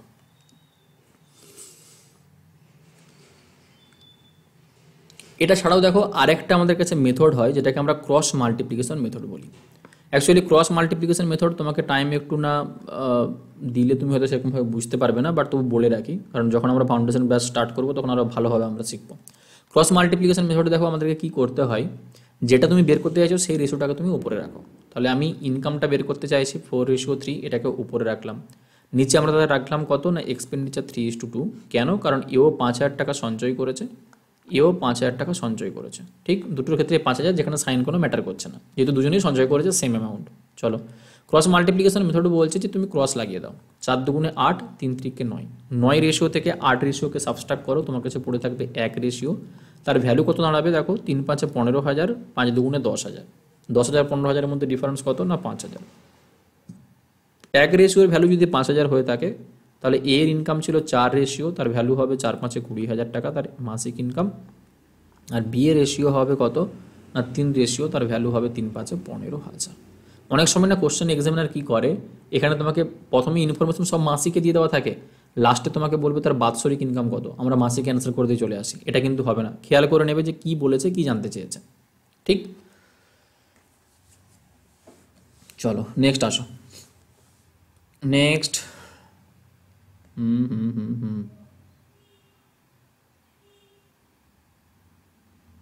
নেক্সট কোশ্চেনে দেখো যদি আমরা মুভ করি, এটা একটা খুব ইম্পর্টেন্ট কোশ্চেন, দেখো স্টার দিয়ে রাখি। অনেকে হয়তো যারা প্রিপারেশনের মধ্যে আছো এই কোশ্চেনটাকে পুরো হয়তো ভ্যালু মুখস্থই করে নিয়েছো, বাট কত রকমভাবে দেখো এটাকে আমরা ভাবতে পারি। যদি কখনো তোমার কাছে রেশিও 1:2 লেখা থাকে, 2:4 একই জিনিস, কেন, ওটাকে সিম্পলিফাই করলে তুমি 1:2ই পাবে। বা 10:20 এটা লেখা থাকা মানেও কিন্তু 1:2তেই ফিরে আসা। অথবা 100:200 এটা লিখলেও কিন্তু তোমার কাছে সেই 1:2ই লেখা হচ্ছে। কারণ কি বলেছিলাম দেখো, প্রথমেই প্রপার্টিস আমরা পড়েছিলাম যে কোনো ভ্যালুর সাথে তুমি যাই মাল্টিপ্লিকেশন করো না কেন তোমার কাছে কিন্তু কি থাকবে না সেম তোমার কাছে রেশিওই থাকে, কোনো চেঞ্জেস হয় না। ঠিক, সো এই কোশ্চেনটাতে দেখো আমরা এটাকে ইউজ করবো। কীরকম বলছে, সমগ্র পৃথিবীর জন্য জলের সাথে যখন তুমি স্থলের রেশিও ক্যালকুলেট করছো সেটা 1:2 আছে, কিন্তু উত্তর গোলার্ধেই যদি জল এবং স্থলের অনুপাত 2:3 হয়, তাহলে দক্ষিণ গোলার্ধে জল এবং স্থলের অনুপাত কত হবে। চলো, সো কোশ্চেনে তোমাকে কি বলেছে যে পুরো যে পৃথিবী আমাদের কাছে আছে, পুরো পৃথিবীতে যেটা আমাদের কাছে ওয়াটার এবং ল্যান্ড, জল এবং স্থল, তার অনুপাত বলে দেওয়া আছে 1 এবং 2। দুটো ভাগে যদি ভাগ করি, উপরটা হবে উত্তর গোলার্ধ নর্থ হেমিস্ফিয়ার, নিচটা হচ্ছে সাউথ হেমিস্ফিয়ার। চলো, উত্তর গোলার্ধে যদি তোমার কাছে রেশিওটা 2:3 হয়ে যায়, তাহলে দক্ষিণ গোলার্ধে তোমার কাছে রেশিও কত হবে, কিভাবে ক্যালকুলেট করবে। দেখো আমার হিসেবে সুবিধার্থে না আমি এরকম করে নিতে পারি যে ওয়াটার এবং ল্যান্ড যেটা 1:2 রেশিও দিয়ে দেওয়া আছে, আমি এটাকে তো 100 এবং 200 ধরতে পারি, ধরে নিতেই পারি একই রেশিও। তাহলে যদি 100 জল থাকে, 200 যদি আমার কাছে ল্যান্ড থেকে থাকে, টোটাল আমার কাছে হচ্ছে কত জল এবং স্থল মিলিয়ে? তুমি বলবে স্যার 300। যদি জল এবং স্থল মিলিয়ে তোমার কাছে টোটাল 300 হয়ে থাকে, যখন তুমি দুটো পৃথিবীকে আলাদা আলাদাভাবে ভাগ করবে, উত্তর গোলার্ধ দক্ষিণ গোলার্ধ, 300 তোমার 2 দিয়ে ডিভাইড হয়ে গিয়ে উত্তর গোলার্ধে হয়ে যাবে 150, দক্ষিণ গোলার্ধেও তোমার কাছে পড়ে থাকবে 150। কিন্তু উত্তর গোলার্ধে যে 150 টোটাল পেয়েছো, তার রেশিও তোমাকে দিয়ে দেওয়া আছে জল এবং স্থলের 2:3। তাহলে এখান থেকে তুমি জল বা ওয়াটার কতটা পাবে? তুমি বলছো টোটাল 3 × 5 রেশিও, 5 রেশিওতে যদি 150 হয়, তাহলে 1 রেশিওর ভ্যালু কত? 5 রেশিওতে যদি আমরা 150 পেয়ে থাকি, 1 রেশিওর ভ্যালু কত? না 30। তাহলে এখানে ওয়াটার ছিল 2 রেশিও, তার ভ্যালু হবে 30 × 2 = 60, আর ল্যান্ড ছিল 3 রেশিও, তার ভ্যালু হবে 3 × 3 = 90। ঠিক, চলো। তো দক্ষিণ গোলার্ধে না ইজিলি বের করে নিতে পারবে। টোটাল জল ছিল তোমার কাছে 100, তার মধ্যে 60 যদি উত্তর গোলার্ধে থাকে, বাকি 40 তোমার দক্ষিণ গোলার্ধে পড়ে আছে। টোটাল ল্যান্ড ছিল 200, তার 90 যদি উত্তর গোলার্ধে থাকে, বাকি 110 তোমার দক্ষিণ গোলার্ধে পড়ে আছে। সো দক্ষিণ গোলার্ধে জল এবং স্থলের যে অনুপাত বেরোবে, সেটা হচ্ছে কত? না সেটা হয়ে যাবে 4:11। কি আমরা এরকমভাবে রিড করতে পারি? 4:11। আরও একটা দেখো, এর থেকেও অ্যাডভান্স তুমি যদি ভাবতে চাও যে আমি এত বড় ভ্যালু ধরবো না, তাহলে তুমি আরেকটাভাবে এটাকে ভাবতে পারো। কীরকম দেখো, তার এক্সাম্পলটা তোমাকে দেখাচ্ছি। পুরো পৃথিবী তোমার কাছে আছে এটা, উত্তর গোলার্ধে তোমাকে রেশিও দিয়ে দেওয়া আছে 2:3। টোটাল তোমার কাছে রেশিও ছিল কত? 1:2। যোগ করলে কত হবে? 3। এই রেশিও যোগ করলে কত হবে? 5। প্রথমে তুমি দুটো রেশিওকে না ইকুয়াল বানিয়ে দাও। দুটো রেশিওকে ইকুয়াল বানালে কত হবে দেখো, এটাকে 3 দিয়ে গুণ করতে হবে, এটাকে 5 দিয়ে গুণ করতে হবে, এটা তোমার কাছে 15 হয়ে যাবে, এটাও তোমার কাছে 15 হয়ে গেল। সো 3 দিয়ে গুণ করা মানে এই রেশিওটা হয়ে যাবে 3 × 2 = 6, এটা হয়ে যাবে কত? না 3 × 3 = 9। চলো, তো তুমি এখন কি করেছো দেখো, উত্তর গোলার্ধে 15 টোটাল জল এবং স্থল মিলিয়ে আছে, তুমি টোটাল পৃথিবীতেও 15ই রেখেছো জল এবং স্থল মিলিয়ে। বাট নিচের দিকটা ভাবলেও সেখানেও তো 15 হবে, তার মানে এইটাকে তোমাকে করতে হবে 30, আরও 2 দিয়ে গুণ করতে হবে, আরও 2 দিয়ে গুণ করতে হবে। তো অ্যাকচুয়ালি আমরা গুণ কত দিয়ে করছি? 5 দিয়ে করেছিলাম আগে, এখন আমরা 2 দিয়ে গুণ করছি, মানে 10 দিয়ে গুণ করতে হচ্ছে। সো 10 দিয়ে গুণ করা মানে রেশিওটাতে টোটাল তোমার কাছে হয়ে যাবে 10 × 10, 10 × 20, এটা তোমার টোটাল পৃথিবীর রেসপেক্টে ছিল। তার মধ্যে 6 জল উপরে চলে গেছে, 9 ল্যান্ড চলে গেছে। 10-এর মধ্যে 6 চলে গেলে 4 পড়ে থাকবে, 20-র মধ্যে 9 চলে গেলে 11 পড়ে থাকবে। ডিরেক্টলি তুমি এখান থেকে অ্যান্সার দিয়ে দেবে। ঠিক কি? এটা আগের থেকেও দেখো বেটার না? কমেন্টে জানিও। তাহলে এই প্রথম দেখো যে অ্যাপ্রোচটা যেটা আমরা লাগালাম, তার থেকে আমার মনে হয় এই অ্যাপ্রোচটা আরও বেশি বেটার আছে। ঠিক আছে, নেক্সট কোশ্চেনে আসো। 6 নম্বর কোশ্চেন কী বলছে দেখো, একটা সোনা 3টে ভাগে বিভক্ত হয়েছে, তার 3টে অংশে ওজনের অনুপাত হয়েছে 3:4:5। সোনার যেটা দাম, সেটা সরাসরি তার ওজনের বর্গের সাথে সমানুপাতিক। ওকে, সোনা ভাঙার পর যদি তোমার 23,500 টাকার ক্ষতি হয়ে থাকে, সোনাটার প্রাথমিক দাম কত ছিল? সোনার যেটা দাম বলে দেওয়া আছে, সেটা তার ওজনের বর্গ হবে। মানে কোনো যদি সোনা তোমার কাছে 1 কেজি সোনা থেকে থাকে, তাহলে তার দাম কত হবে? না 1 স্কোয়ার, মানে 1 টাকা। বাপরে, 1 টাকাতে 1 কেজি সোনা পাওয়া থাকলে তো কত কেজি কিনে নেওয়া যেত। চলো, যদি কখনো সোনার দাম তাহলে সোনার যদি ওজন 5 কেজি হয়, তার দাম কত হবে? না তার ওজনের বর্গ 5 স্কোয়ার, 25 টাকা তার দাম হবে। ওকে, সো কোনো একটা সোনা যদি 3টে ভাগে বিভক্ত হয়ে যায়, বিভক্ত হয়ে যাওয়ার আগে কত ছিল দেখো, 3টে ভাগে বিভক্ত হয়ে যাওয়ার পর তার রেশিওটা হয়েছে 3:4:5। সোনাটা ধরে নাও হাত থেকে পড়ে গেছে, 3টে টুকরো হয়ে গেছে, 3:4:5, এই 3টে কেজিতে সে ভাগ হয়ে গেছে। তো ভাগ হওয়ার আগে কত কেজি ছিল? টোটাল 4 3 7 5 12 কেজি ছিল। তো 12 কেজি যখন সোনাটা ছিল, তার দাম কত ছিল? 12 স্কোয়ার, 144 টাকা দাম ছিল। কিন্তু বর্তমানে কি হয়েছে দেখো, 3টে টুকরোতে ভেঙে গেছে। 3টে টুকরোতে ভেঙে যাওয়ার জন্য কি হয়েছে না, যেটাতে 3 কেজি হয়েছে তার দাম হয়ে গেছে 3 স্কোয়ার 9 টাকা, যেটাতে 4 কেজি হয়েছে তার দাম হয়েছে 4 স্কোয়ার 16 টাকা, যেটাতে 5 কেজি হয়েছে তার দাম হয়েছে 5 স্কোয়ার 25 টাকা। টোটাল এখন তুমি কত টাকা পাচ্ছ সোনাগুলো থেকে? না 16 9 25, 25-এ 50 টাকা পাচ্ছি। বাট অরিজিনালি দাম কত ছিল? 144 ছিল। এখন যদি 50 টাকা পেয়ে থাকি, অরিজিনালি যদি 144 টাকা থাকে, তাহলে বাকিটা আমার হয়েছে কি? লস। এই রেসপেক্টে আমার কাছে কত টাকা লস? তুমি বলবে 94। দেখো 94 টাকা লস, 94 টাকা লস। এই টাকাটা আমার এই রেসপেক্টে লস হচ্ছে। কিন্তু কোশ্চেনে বলেছে এটা কত টাকা লসের সমান? না 23,500 টাকা লসের সঙ্গে সমান। তাহলে আমাদের 1 টাকার ভ্যালু কোশ্চেনে কত টাকার সাথে সমান হবে? না 23500কে তোমাকে 94 দিয়ে ভাগ করতে হবে। চলো, তো এটাকে যদি আমরা ডিভাইড করতে চাই, দেখো 235, দুটো শূন্য আছে, নিচে আছে কত 94, তাই না? কত টাইমস অবধি ভাগ যাবে? 3 9 27, তো যাবে না, 2 দিয়ে আমাদের কাছে যাবে। সো 94 188, ওকে, ভাগ করলে আমরা কত পাবো?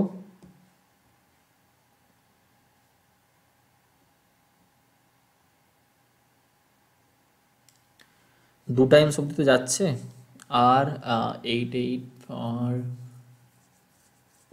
35 45 250, দেখো 250 অবধি ভাগ চলে গেল।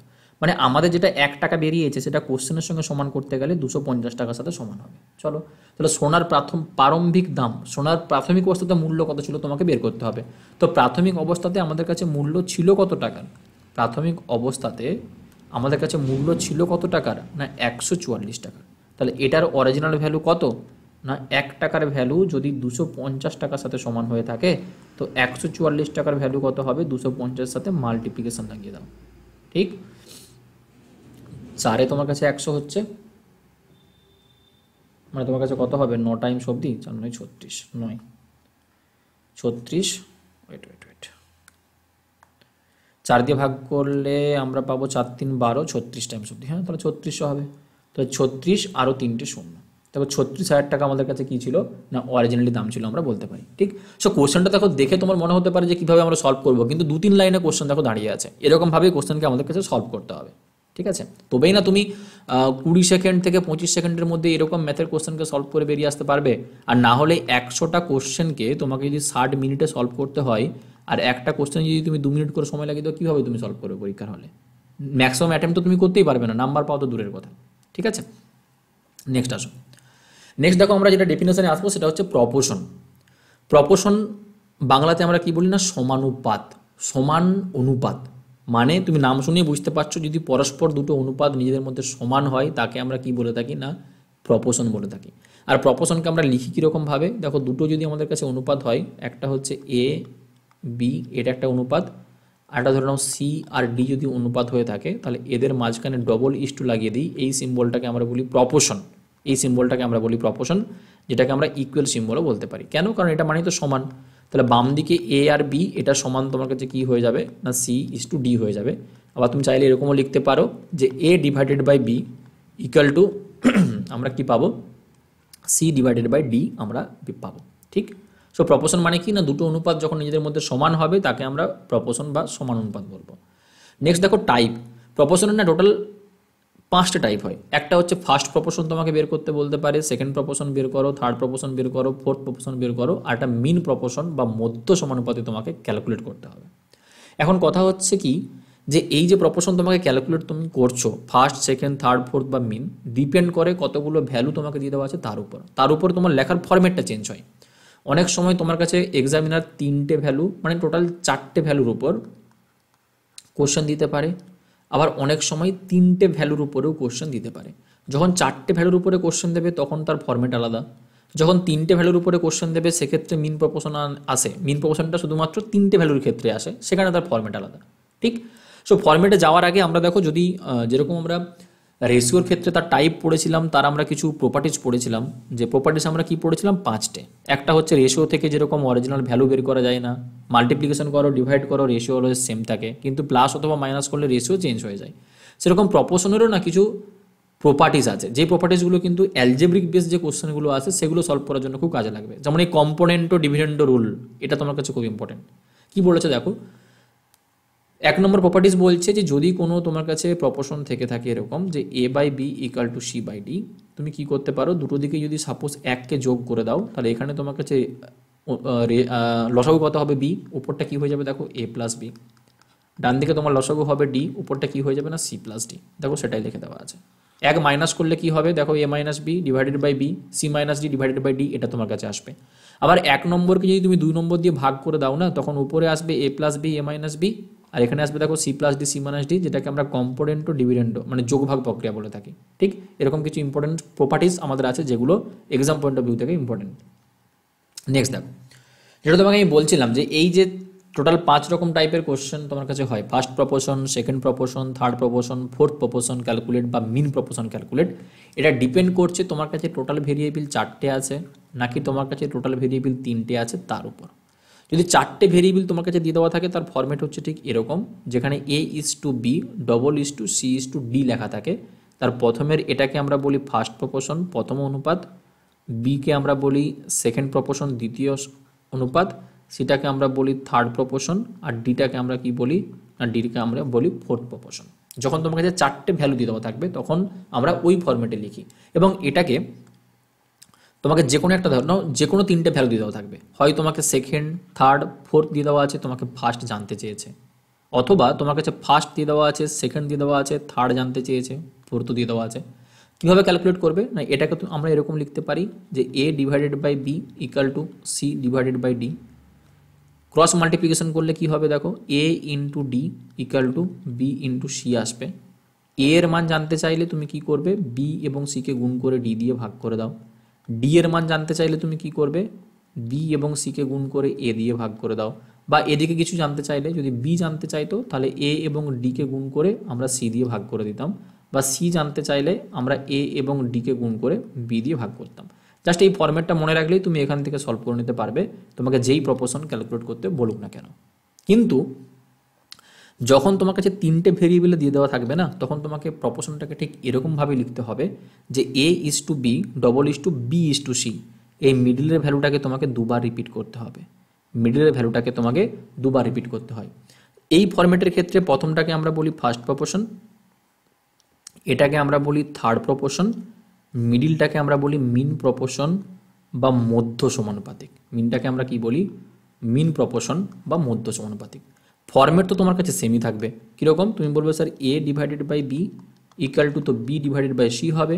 ক্রস মাল্টিপ্লিকেশন করলে কি হয় দেখো, B × B তে B², তার ভ্যালু হবে A × C। এবার মিন প্রপোর্শন বের করতে বলা মানে কি, মধ্য সমানুপাতি বের করতে বলা মানে মাঝের ভ্যালু বিটাকে বের করতে হয়। তো আর বিকে যখন তুমি বের করতে চাইবে না, তখন কি করতে হবে, বাম দিকে স্কোয়ার ছিল মানে ডান দিকে হয়ে যাবে স্কোয়ার রুট। তো square root of A × C, মানে 1 নম্বর অনুপাত এবং 3 নম্বর অনুপাত দুটোকে মাল্টিপ্লিকেশন করে তার যদি তুমি স্কোয়ার রুট করে নিতে পারো, তুমি ডিরেক্টলি তার মিন প্রপোর্শন পেয়ে যাবে।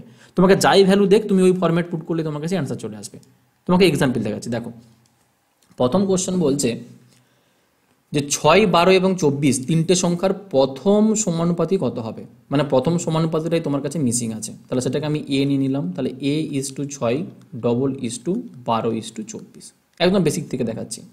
বাম দিকটাকে আমরা কি বলতে পারি, A/6, তার ভ্যালু কত হবে, 12/24 হবে। দেখো 6 দিয়ে ক্যান্সেল আউট করলে তোমার কাছে হবে 4 × 24, 4 দিয়ে ক্যান্সেল আউট করলে হবে 4 × 3 = 12। তো A এর মান তুমি পেয়ে গেলে কত না 3। যখন তুমি শিখে যাবে না তখন এত কিছু করবেই না। কীরকম দেখো, তুমি বলবে স্যার টোটাল তো আমার কাছে 4টেই ভ্যালু, 1, 2, 3, 4টে। প্রথমটা আমরা জানি না, 2 নম্বরে 6, 3 নম্বরে 12, আর 4 নম্বরে কত না 24। 1-এর সঙ্গে গুণ হয় 4 নম্বরের, 2-এর সাথে গুণ হয় 3 নম্বরের, আর সে দুটো তো ইকুয়াল হয়। কোথা থেকে বুঝছি না, A/B = যদি C/D হয়, তাহলে A এবং D 1 আর 4, সেটাই B এবং C 2 এবং 3-এর গুণের সাথে সমান। তাহলে 6 এবং 12তে যদি 72 হয়ে থাকে, তাহলে এখানে কি ভ্যালু নেব, যার সাথে 24 গুণ করলে 72 হয়, অবভিয়াসলি 3 নিতে হবে। তাহলে ফার্স্ট প্রপোর্শন তোমার কাছে 3ই চলে আসবে। ঠিক, নেক্সট দেখো 28, 4, 5 3টে সংখ্যার দ্বিতীয় সমানুপাতি খুঁজতে হবে। দ্বিতীয় সমানুপাতিটা তোমার কাছে মিসিং আছে, তুমি লিখবে কীরকম, প্রথম সমানুপাতি 28, দ্বিতীয় সমানুপাতি জানো না, 3 নম্বরে 4, আর কত তোমার কাছে 5 থাকছে 4 নম্বরে। সো তুমি ডিরেক্টলি অ্যান্সার দিতে চাইলে কি করবে, তুমি বলো স্যার 1 নম্বরের সাথে 4 নম্বরের গুণফল যেটাই হবে 2 নম্বরের সাথে 3 নম্বরের গুণফলের সাথে সমান হবে। ওকে, তো তোমার কাছে আসবে কত দেখো, 28 × 5 যদি আমরা করি এটা হবে 140, তাই না? 28 × 5 করলে 140। তো 4-এর সাথে কত গুণ করলে 140 হয়, তুমি 4, 3, 12, 4, 5, 20, 35 গুণ করলে, সো 35 তোমার কাছে হয়ে যাবে সেকেন্ড প্রপোর্শন। আর যদি না বুঝতে পারো তাহলে এরকম লিখে নাও যে 28/B, তার ভ্যালু হচ্ছে 4/5। 4 দিয়ে গুণ করলে দেখো 4, 7, 28 ক্যান্সেল আউট হবে। B এর ভ্যালু আমরা পাবো 5, 7 কত না 35, এটা বেরিয়ে আসবে। নেক্সট কোশ্চেন দেখো, তৃতীয় সমানুপাতি ফাইন্ড আউট করতে হবে 2, 3 এবং 15। 2, 3, 15 তৃতীয় সমানুপাতি বের করতে হবে। ঠিক, তাহলে 2/3 = C/15, এটা আমরা বলতে পারি 3 দিয়ে ক্যান্সেল আউট করলে 3 5 15, তো সি এর ভ্যালু হবে 5 দুগুণে 10, এটাই হবে দেখো রাইট অ্যান্সার। নেক্সট আসো, সেম টাইপের কোশ্চেন দেখো একটা কোথায় এসেছে, সিজিএল প্রিলিমস 2022 এসেছে। কি বলেছে কোশ্চেনে দেখো, কোশ্চেনটাতে একটু লেন্থি বানিয়ে দিয়েছে, বলেছে যে what is the ratio of the fourth proportional of 256, 256 এর ফোর্থ প্রপোর্শন যেটা হবে তার সাথে 6, 8, 9 এর যেটা চতুর্থ সমানুপাতি, সেই দুটোর মধ্যে তোমাকে অনুপাত নিতে হবে। ওকে, সো প্রথম দুটো থেকে এটাতে যদি আমি ফোর্থ প্রপোর্শন দেখি যে 2, 5, 6 আর ডি, ডি এর ভ্যালু কত পাবো না 2 এর সাথে ডি এর গুণফল যেটা হবে 5 এর সাথে 6 এর গুণফল সেটাই হবে। তাহলে 5 ছক যদি 30 হয়ে থাকে, 2 × 15 করলে 30 হয়, তাহলে এখান থেকে চতুর্থ সমানুপাতি ডি এর ভ্যালু আমরা পেয়ে যাব 15। এখানে আসো 6, 8, 9 আর ডি ছিল, বা এটাকে তুমি D1 দিয়ে দাও, এটাকে D2 দিয়ে দাও। 6 এর সাথে D2 এর গুণফল 8 এর সাথে 9 এর গুণফলের সমান, 8, 9, 72, 6, 12 তে 72, D2 এর ভ্যালু আমরা কত পেয়ে গেলাম না 12। তো এখন 15 সাথে তোমাকে 12 অনুপাত বের করতে হবে, দুটো চতুর্থ সমানুপাতের মধ্যে রেশিও কত এটাই। তাহলে 3 5 15, 3 4 12, 5:4 হয়ে যাবে দেখো রাইট অ্যান্সার। ঠিক কতক্ষণ টাইম, 30 সেকেন্ডও না। দেখো সিজিএল প্রিলিমস রিসেন্ট প্যাটার্নে আসা কোশ্চেন 2022-এ। নেক্সট আসো, find the mean proportional of 2 number 9 and 16। দুটো নাম্বার দিয়ে দেওয়া আছে 9 এবং 16, তার তোমাকে মধ্য সমানুপাতি নিতে হবে। মধ্য সমানুপাতি মানে কি, মিডিলটা মিসিং। তো 9:b $b:16। হালাকি এতটা করার কোনো প্রয়োজন নেই, তুমি এখান থেকে লিখবে যে 9 / b = b / 16, ক্রস মাল্টিপ্লিকেশন করলে হবে b², তার ভ্যালু হবে 9 × 16। দেন তুমি বলবে বি এর ভ্যালু কত হবে না √9 × 16, তোমার কাছে আসবে কত না 3 × 4 12 চলে আসবে। ঠিক এত করার কোনো প্রয়োজন নেই। কি বলেছিলাম যে যেই দুটো ভ্যালু তোমাকে দিয়ে দেওয়া থাকবে, যদি মিন প্রপোর্শন ক্যালকুলেট করতে বলে, এক্ষুনি তো আমরা সলভ করছিলাম যে মিন প্রপোর্শন ক্যালকুলেট করতে বলেছে মানে তুমি ডিরেক্টলি কি করে নেবে না ওই নাম্বার দুটোকে গুণ করে তার রুট নিয়ে নাও, তোমার কাছে অ্যান্সার কত চলে আসবে না 12 চলে আসবে। ঠিক রিসেন্ট প্যাটার্ন দেখো কোশ্চেন এসেছে সিজিএলে, find the mean proportional between 6 + √8 and 3 - √2। এর মধ্যে মিন প্রপোর্শন নিতে হবে। তো মিন প্রপোর্শন বের করার জন্য আমরা ডিরেক্টলি রুটের ভিতর তো নিয়ে নিতেই পারি, যে 6 + √8 তার সাথে গুণ করতে হবে কত না 3 - √2।